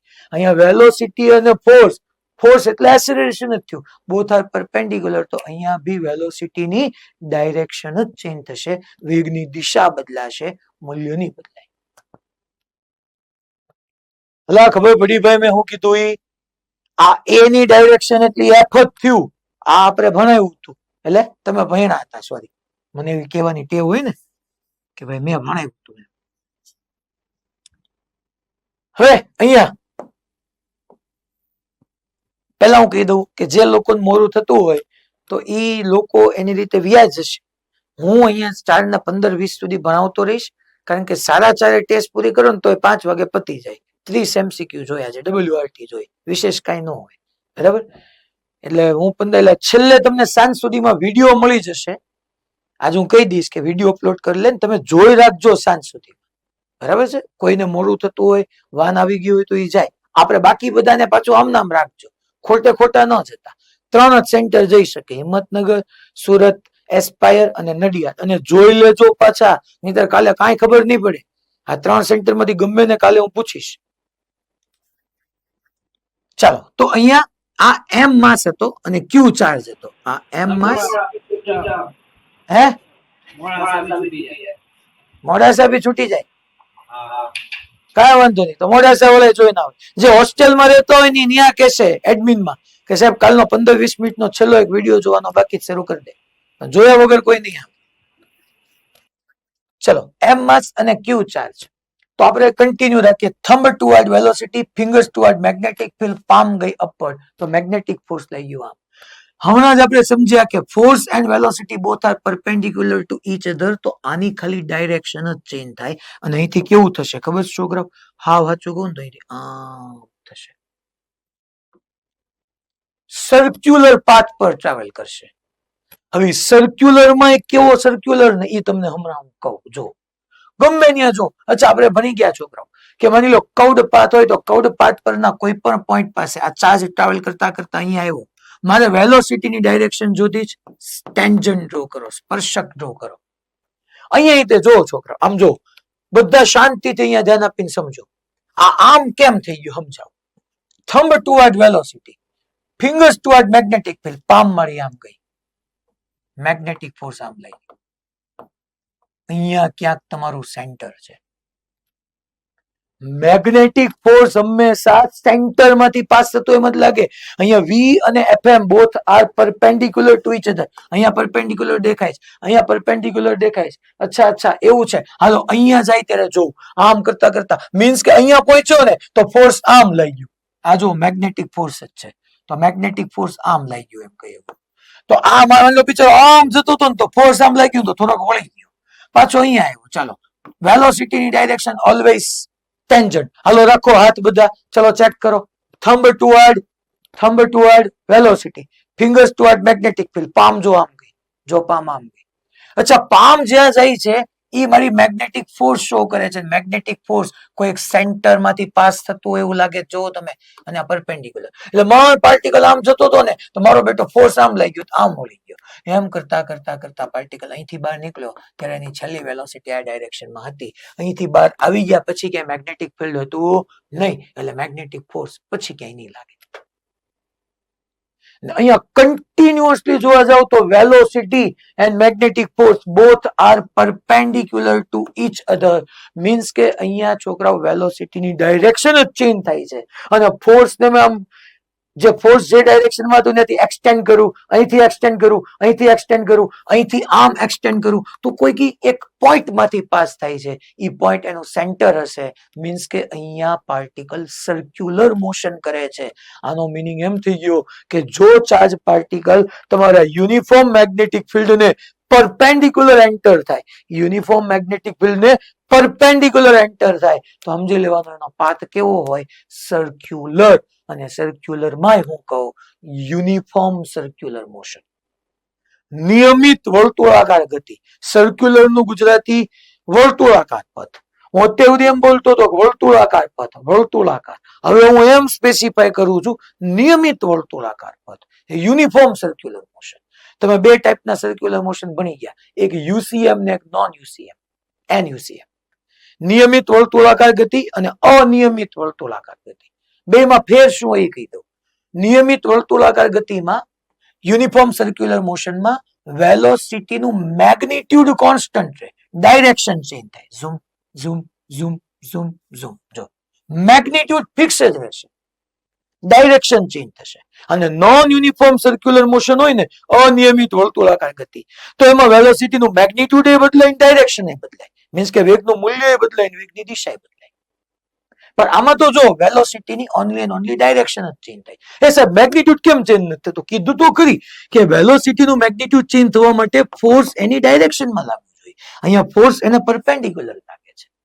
તો અહીંયા હું લખું હવે આ બધું ડિસ્કશન છોકરાઓ. હિયર વી કેન રાઇટ, પેલા આટલા પાર્ટને જવા દઉં. હિયર મીન્સ કે if particle will enter perpendicular to, એટલે લંબ થયું, perpendicular નું ગુજરાતી લંબ થાય, perpendicular to external magnetic field B, then path of particle will be circular, will be uniform circular. નિયમિત વર્તુળાકાર પથ હશે. આ પાથ જે છે એ યુનિફોર્મ સર્ક્યુલર મોશન હશે. ફોર્સ ને હું એક્સટેન્ડ કરતો ગયો તો એ કોઈક સેન્ટર માંથી પાસ થયું. અને આપણે ભણી ગયા છોકરાઓ કે હારું સર્ક્યુલર મોશન થતું હોય તો એમાં એક ફોર્સ હોય સેન્ટર તરફ હોય એટલે સર્ક્યુલર મોશન. પછી મને ખબર પડી કે અહીંયા તો ખરેખર વેલોસિટી ની શું ચેન્જ થાય છે? ડાયરેક્શન. હુકમ ડાયરેક્શન ચેન્જ થાય, મેગ્નિટ્યુડ કેમ નહીં? કારણ કે તમારું મેગ્નેટિક ફોર્સ. અચ્છા, મેગ્નેટિક ફોર્સ ફોર્મ્યુલા યાદ કરો છોકરાઓ. ચલો તો અહીંયા સાઈડમાં લખું છું. મેગ્નેટિક ફોર્સ ની ફોર્મ્યુલા ક્યુ V vector cross B vector. આપણને ખબર જ છે કે એફએમ અને વી બે એકબીજાને કેવા હોવાના? પરપેન્ડિક્યુલર. તો અહીંયા magnetic force in short force velocity ને પરપેન્ડિક્યુલર છે. મેગ્નિટ્યુડ ચેન્જ થવા માટે તો ફોર્સ યા તો વેલોસિટી ની ડાયરેક્શનમાં આવવું જોઈએ યા તો વેલોસિટી ની ઓપોઝિટ ડાયરેક્શનમાં આવવું જોઈએ. અહીંયા મેગ્નિટ્યુડ ચેન્જ નહીં થાય, ખાલી એન્ડ ખાલી ડાયરેક્શન ચેન્જ થશે. મીન્સ કે આ યુનિફોર્મ સર્ક્યુલર મોશન છે. નો તમને ખ્યાલ હોય લખી નાખજો કે યુનિફોર્મ સર્ક્યુલર મોશનમાં મેગ્નિટ્યુડ વેલોસિટી નો same, magnitude of V constant, only direction change, only direction change. ચલો તો હવે અહીંયા તમને આટલી ખબર પડી. હવે આના ઉપરથી હું કેટલું બધું તમને સમજાવું. જોજો છોકરા, હું એમ લખું છું તમને ટૂંકમાં આજ પછી એટલી ખબર પડી જવી જોઈએ કે હું યુનિફોર્મ મેગ્નેટિક ફિલ્ડ આમ ઇનવર્ડ હતું, યુનિફોર્મ મેગ્નેટિક ફિલ્ડ ઇનવર્ડ હતું, એને પરપેન્ડિક્યુલર કોઈ એન્ટર થાય તો એનો પાથ કેવો હોય? સર્ક્યુલર નહીં બોલતા, આવે એનો પાથ કેવો હોય? Uniform circular motion, uniform circular motion, નિયમિત વર્તુળાકાર ગતિ. ચાલો હું આમ લખું છોકરાઓ, work done by magnetic force, ચુંબકીય બળ વડે કાર્ય, work done by magnetic force. તો તમે આવી ફોર્મ્યુલા નથી ભણી ગયા છોકરાઓ? એફ ડોટ ડી હું નો કીધું, અહીંયા magnetic force F dot D આપણે લઈ લઈએ. ઇન્ટિગ્રેશન એફ ડોટ ડીએક્સ ની જરૂર નથી. અચ્છા, મેગ્નેટિક ફોર્સ આ એફએમ કીધું. તમે જો તો અહીંયા આપણે એમ ન કહીએ કે F M D into cos theta, dot દૂર કરો કોસ થીટા. અચ્છા, વેલોસિટી આમાંથી જોવો તો અચ્છા ડિસ્પ્લેસમેન્ટ ની ડાયરેક્શન ને વેલોસિટી ની ડાયરેક્શન તો સેમ હોય, because of velocity is equal two displacement upon time. જોવો તો FM and we both are perpendicular. જે વેલોસિટી ની ડાયરેક્શન હોય ડિસ્પ્લેસમેન્ટ ની ડાયરેક્શન હોય. તો એમ ન કહી શકું કે આ બંને વચ્ચેનો એંગલ થીટા કેટલાનો છે? ખરેખર એફએમ અને વી એટલે કે એફએમ અને ડી વચ્ચેનો એંગલ કેટલાનો? π/2. અને cos π/2 થાય 0. મેગ્નેટિક ફોર્સ વડે, ટૂંકમાં ચુંબકીય બળ વડે, ચુંબકીય ક્ષેત્ર વડે, મેગ્નેટિક ફિલ્ડ વડે થતું વર્ક 0 છે. અને w is equal to 0. That implies we know that w is equal to delta k is equal to 0. Delta k એટલે change in kinetic energy. Final kinetic energy minus initial kinetic energy is equal to 0. That means કે final અને initial kinetic energy same. That means કે half mv square is equal to constant. That means કે તમારી speed remain constant. Velocity નહીં, વેગ નહીં. વેગ બોલું તો એને દિશા આવે. હું અહીંયા વેગનું મૂલ્ય બોલું છું, સ્પીડ બોલું છું. ઝડપ તમારી અચળ રહેશે, વેગ નહીં. કારણ કે વેગ બોલું તો દિશા ઇન્વોલ્વ થઈ જાય. હું વેગની વાત નથી કરતો, હું વેગના મૂલ્યની વાત કરું છું. આ ખબર પડી ગઈ ને છોકરાઓ? ડિસ્પ્લેસમેન્ટ ને વેલોસિટી બે સેમ ડાયરેક્શનમાં હોય. વેગ બરાબર સ્થાનાંતર છેદમાં સમય પરથી, બેની દિશા એક જ હોય. યા તમે આમે સમજી શકો. આ બીજી મેથડ કે પાવર, મેગ્નેટિક ફોર્સ નો power P is equal to Fm dot V. Power ની ફોર્મ્યુલા તમે પડી ગયા, W by T yeah F dot V. તમે જો magnetic force and V both are perpendicular, તો Fm into V cos 90, cos 90 0, તો power 0, power 0, તો integration તમે W by આપણે P is equal to power is equal to W by T કીધી, W is equal to 0. ત્યાંથી તમે કહી શકો એ W is equal to integration P dt કીધો, તો power 0 તો W 0. સો મેગ્નેટિક ફિલ્ડ કઈ વર્ક નહીં કરે. આજે એટલું યાદ રાખો, એનો રિયલ મિનિંગ તો હું તમને કાલ સમજાવી શકતે કે વર્કનો રિયલ મિનિંગ શું થાય. પણ આજે અહીંયા કારણ કે ઈ અન્ડરસ્ટેન્ડિંગ ઉપર મારે થોડો બીજી 15 મિનિટ જોશે. આજે આપણે બધા ઇક્વેશન નું કામ પતાવીએ. ટૂંકમાં સ્પીડ કોન્સ્ટન્ટ રહેશે અને મેગ્નેટિક ફિલ્ડ વડે કોઈ વર્ક નહીં થાય, ઈ 0 હશે. હવે મને કહો તો આ પાથને આપણે કેવો પાથ કીધો છોકરાઓ? પાથને કેવો પાથ કીધો? નિયમિત વર્તુળાકાર ગતિ. તમે એવું ભણ્યા છો કે સર્ક્યુલર પાથ, નિયમિત વર્તુળાકાર પાથ હોય એટલે કેન્દ્ર તરફ એક ફોર્સ લાગે લાગે અને લાગે, જેને તમે સેન્ટ્રીપિટલ ફોર્સ કહેતા હતા, કેન્દ્રગામી બળ. અને કેન્દ્રગામી બળ અહીંયા કોણ પ્રોવાઈડ કરે છે? યાદ કરો, ક્યારેક તમારા સેન્ટ્રીપિટલ ફોર્સને ટેન્શન પ્રોવાઈડ કરતું હતું, ક્યારેક ફ્રિક્શન પ્રોવાઈડ કરતું હતું, ક્યારેક ગ્રેવિટેશનલ ફોર્સ પ્રોવાઈડ કરતું હતું, ક્યારેક ઓલું કોલમ્બિયન ફોર્સ પ્રોવાઈડ કરતું હતું. અહીંયા સેન્ટર તરફના ફોર્સને કોણ પ્રોવાઈડ કરે છે? Fm, ટૂંકમાં આ mv સ્ક્વેર બાય r જે સેન્ટ્રીપિટલ ફોર્સ લાગે ને કોણ પ્રોવાઈડ કરે છે? તો કે magnetic force. So centripetal force that is mv square by r, જ્યાં કેપિટલ R યા સર્ક્યુલર પાથની રેડિયસ કહી દઉં છું. સર્ક્યુલર પાથની રેડિયસ હું કેપિટલ R કહી દઉં છું. So mv square by r that is provided by qvb. v cancel અને અહીંથી હું r ને સબ્જેક્ટ કરું તો r is equal to mv upon qb આવી ગયું છું. r is equal to radius. આ ફોર્મ્યુલા બધાને કાલે યાદ હોવી જોઈએ, mv upon qb. માની લો આ યુનિફોર્મ મેગ્નેટિક ફિલ્ડમાં પરપેન્ડિક્યુલર 10 મીટર પ્રતિ સેકન્ડ થી એન્ટર થવાને બદલે 20 થી થાય તો સ્પીડ ઇન્ક્રીઝ થઈ ગઈ તો રેડિયસ ડબલ થઈ ગઈ. માની લો 10 મીટર પર સેકન્ડ ની જગ્યાએ 50 મીટર પર સેકન્ડ થી એન્ટર થાય તો સ્પીડ 5 ટાઈમ્સ થઈ ગઈ તો રેડિયસ 5 ટાઈમ્સ થઈ ગઈ. પહેલા નાનું સર્કલ બનાવતું હતું, હવે મોટું સર્કલ બનાવશું. ખબર પડી ભાઈ? રેડિયસ કોના ઉપર ડિપેન્ડ કરે છે? એક તો સ્પીડ, પછી માસ તો ઓલમોસ્ટ કોન્સ્ટન્ટ હશે, ચાર્જ એ ફિક્સ હશે, બી તો એક્સટર્નલ મેગ્નેટિક ફિલ્ડ છે. ઓકે, આ જ ફોર્મ્યુલાને આમ નો લખાય? P by QB, P by QB, momentum P is equal to mb. અચ્છા, આ જ ફોર્મ્યુલાને આમ નો લખાય? √2mk by QB. હે સાહેબ, ક્યાંથી લાવ્યા? k એટલે કાઇનેટિક એનર્જી, બકા ગતિ ઉર્જા. ક્યાંથી લાવ્યા? અરે તને યાદ અપાવું તો હું નહોતો ભણ્યો કે k is equal to half mv square, ઉપર નીચે mm વડે ગુણ, m square v square by 2m. mv એટલે p, તો m સ્ક્વેર v સ્ક્વેર એટલે p સ્ક્વેર બાય 2m. તો p is equal to √2mk નો લખાય? અને એટલું જ નહીં, હજી આ ફોર્મ્યુલાને આમે લખાય, ધેટ ઇઝ અંડર રૂટ કે ની જગ્યાએ હું qv મૂકું તો આપણે આને આમ લખી નાખીએ, √2m potential difference v upon qb square. આ બધું સાચું, આમાં યાદ એક જ રખાય મારા વાલાઓ, બાકી તમે મરી જાઓ એટલું બધું યાદ રાખો. યાદ એક જ રાખવાનું, MB upon ક્યુબ.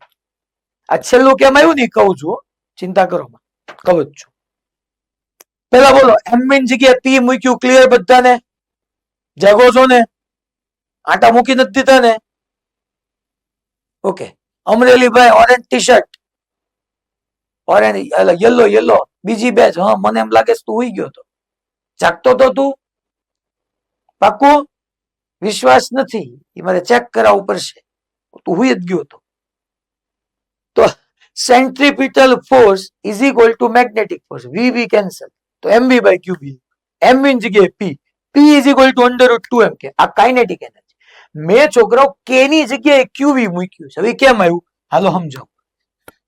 ચાલો સમજાવો. હવે ભુજ વાળા થોડીક વાર આટા મૂકવા પડશે. ભુજ વાળા નહીં સમજાય ભાઈ, કારણ કે પોટેન્શિયલ ની વાત આવી છે. અહીંયા છોકરાઓ હાઈ પોટેન્શિયલ હોય, અહીંયા હું લો પોટેન્શિયલ હોય. તમને ખબર છે, in the direction of electric field potential decrease થઈ જાય. In the direction of electric field potential decrease થાય. આ હાઈ પોટેન્શિયલ, આ લો પોટેન્શિયલ. હું છોકરાઓ એક ચાર્જ છે, ક્યુ ચાર્જ, એને અહીંથી રેસ્ટ પરથી મૂકું છું, ટૂંકમાં અહીંથી રેસ્ટ પરથી છોડી દઉં છું. ઇલેક્ટ્રિક ફિલ્ડ આમ છે, તમે હમણાં ન ભણ્યા કે ફિલ્ડની ડાયરેક્શનમાં ફોર્સ લાગે? અહીંયા સ્ટેશનરી હતું, અહીંયા પહોંચે ત્યારે એની કાઇનેટિક એનર્જી કેટલી છે ને મારે જોઈ છે. તો હું ટોટલ મેકેનિકલ એનર્જીને કન્ઝર્વ કરું, કુલ યાંત્રિક ઉર્જાનું સંરક્ષણ કરું. કરી શકાય, હા એપ્લાય કરી શકાય. ઇલેક્ટ્રિક ફોર્સ છે, કન્ઝર્વેટિવ ફોર્સ છે. સંરક્ષી બળની અંદર આપણે ટોટલ મેકેનિકલ એનર્જી કન્ઝર્વ કરી શકીએ.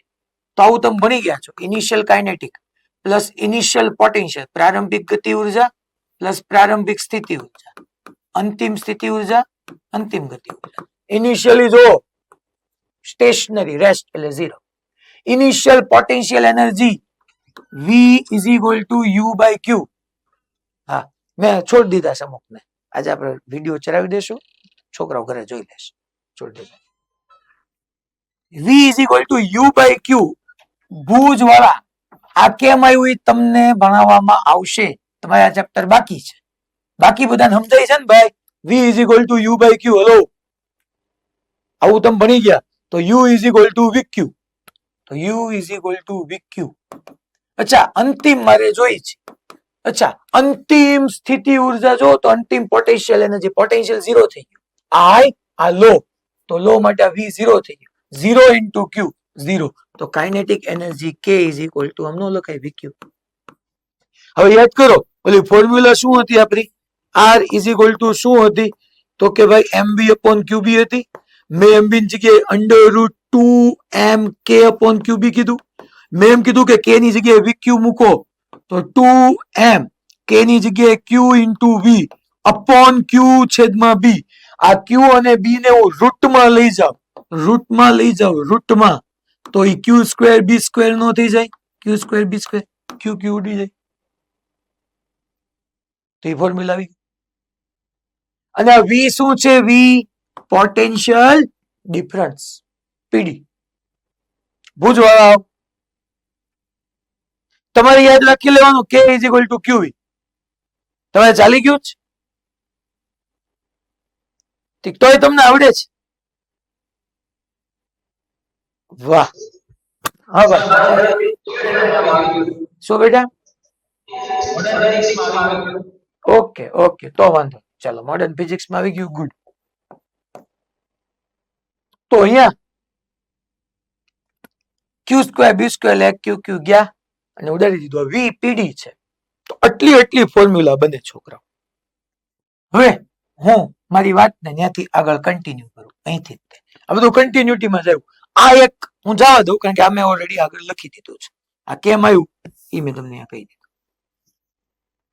હવે આપણે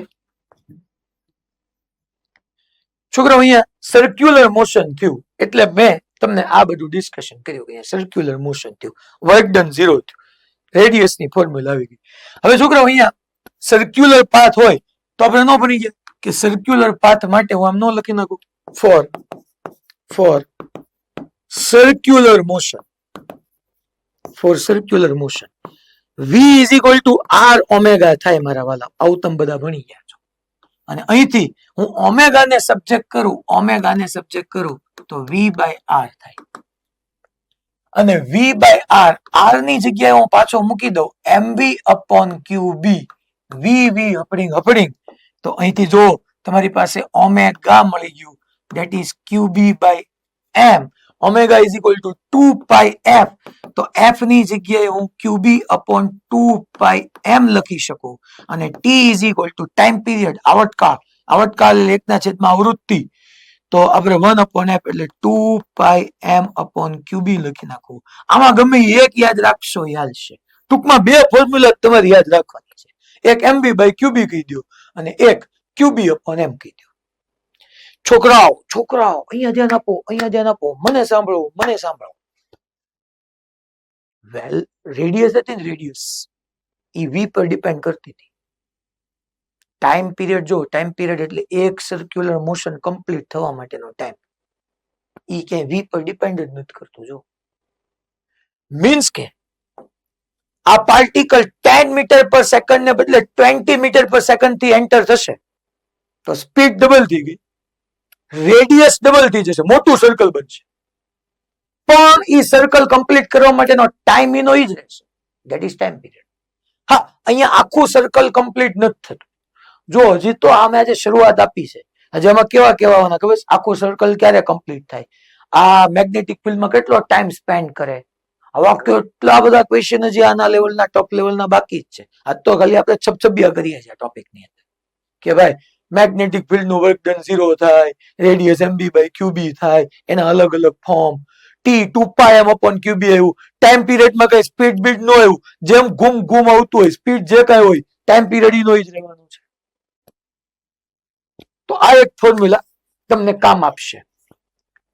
હવે આજના હોમવર્કમાં છેલ્લી એક વાત કરી દો, પછી આપણો લેક્ચર અહીંયા પૂરો કરી શકીએ. એટલે તમારું સારા ટેસ્ટ શરૂ થઈ જશે. પ્રોટોન છે ને, પ્રોટોન 3 પાર્ટિકલ તમને આજે આપ્યા હશે ક્વેશ્ચનની અંદર. પ્રોટોન, આલ્ફા અને ડ્યુટેરોન 1h2. પ્રોટોન એટલે 1h1 લખાય. આલ્ફા એટલે હિલિયમ ન્યુક્લિયસ થાય. હિલિયમ નહીં, હિલિયમ ન્યુક્લિયસ.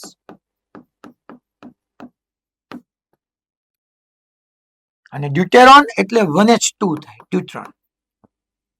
ડ્યુટ્રોન એટલે 1h2. ડ્યુટ્રોન.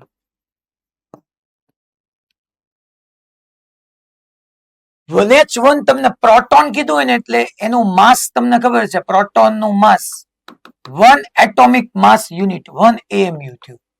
અને પ્રોટોન નો ચાર્જ QP એટલે QP થયો છોકરા, 1 E થયો.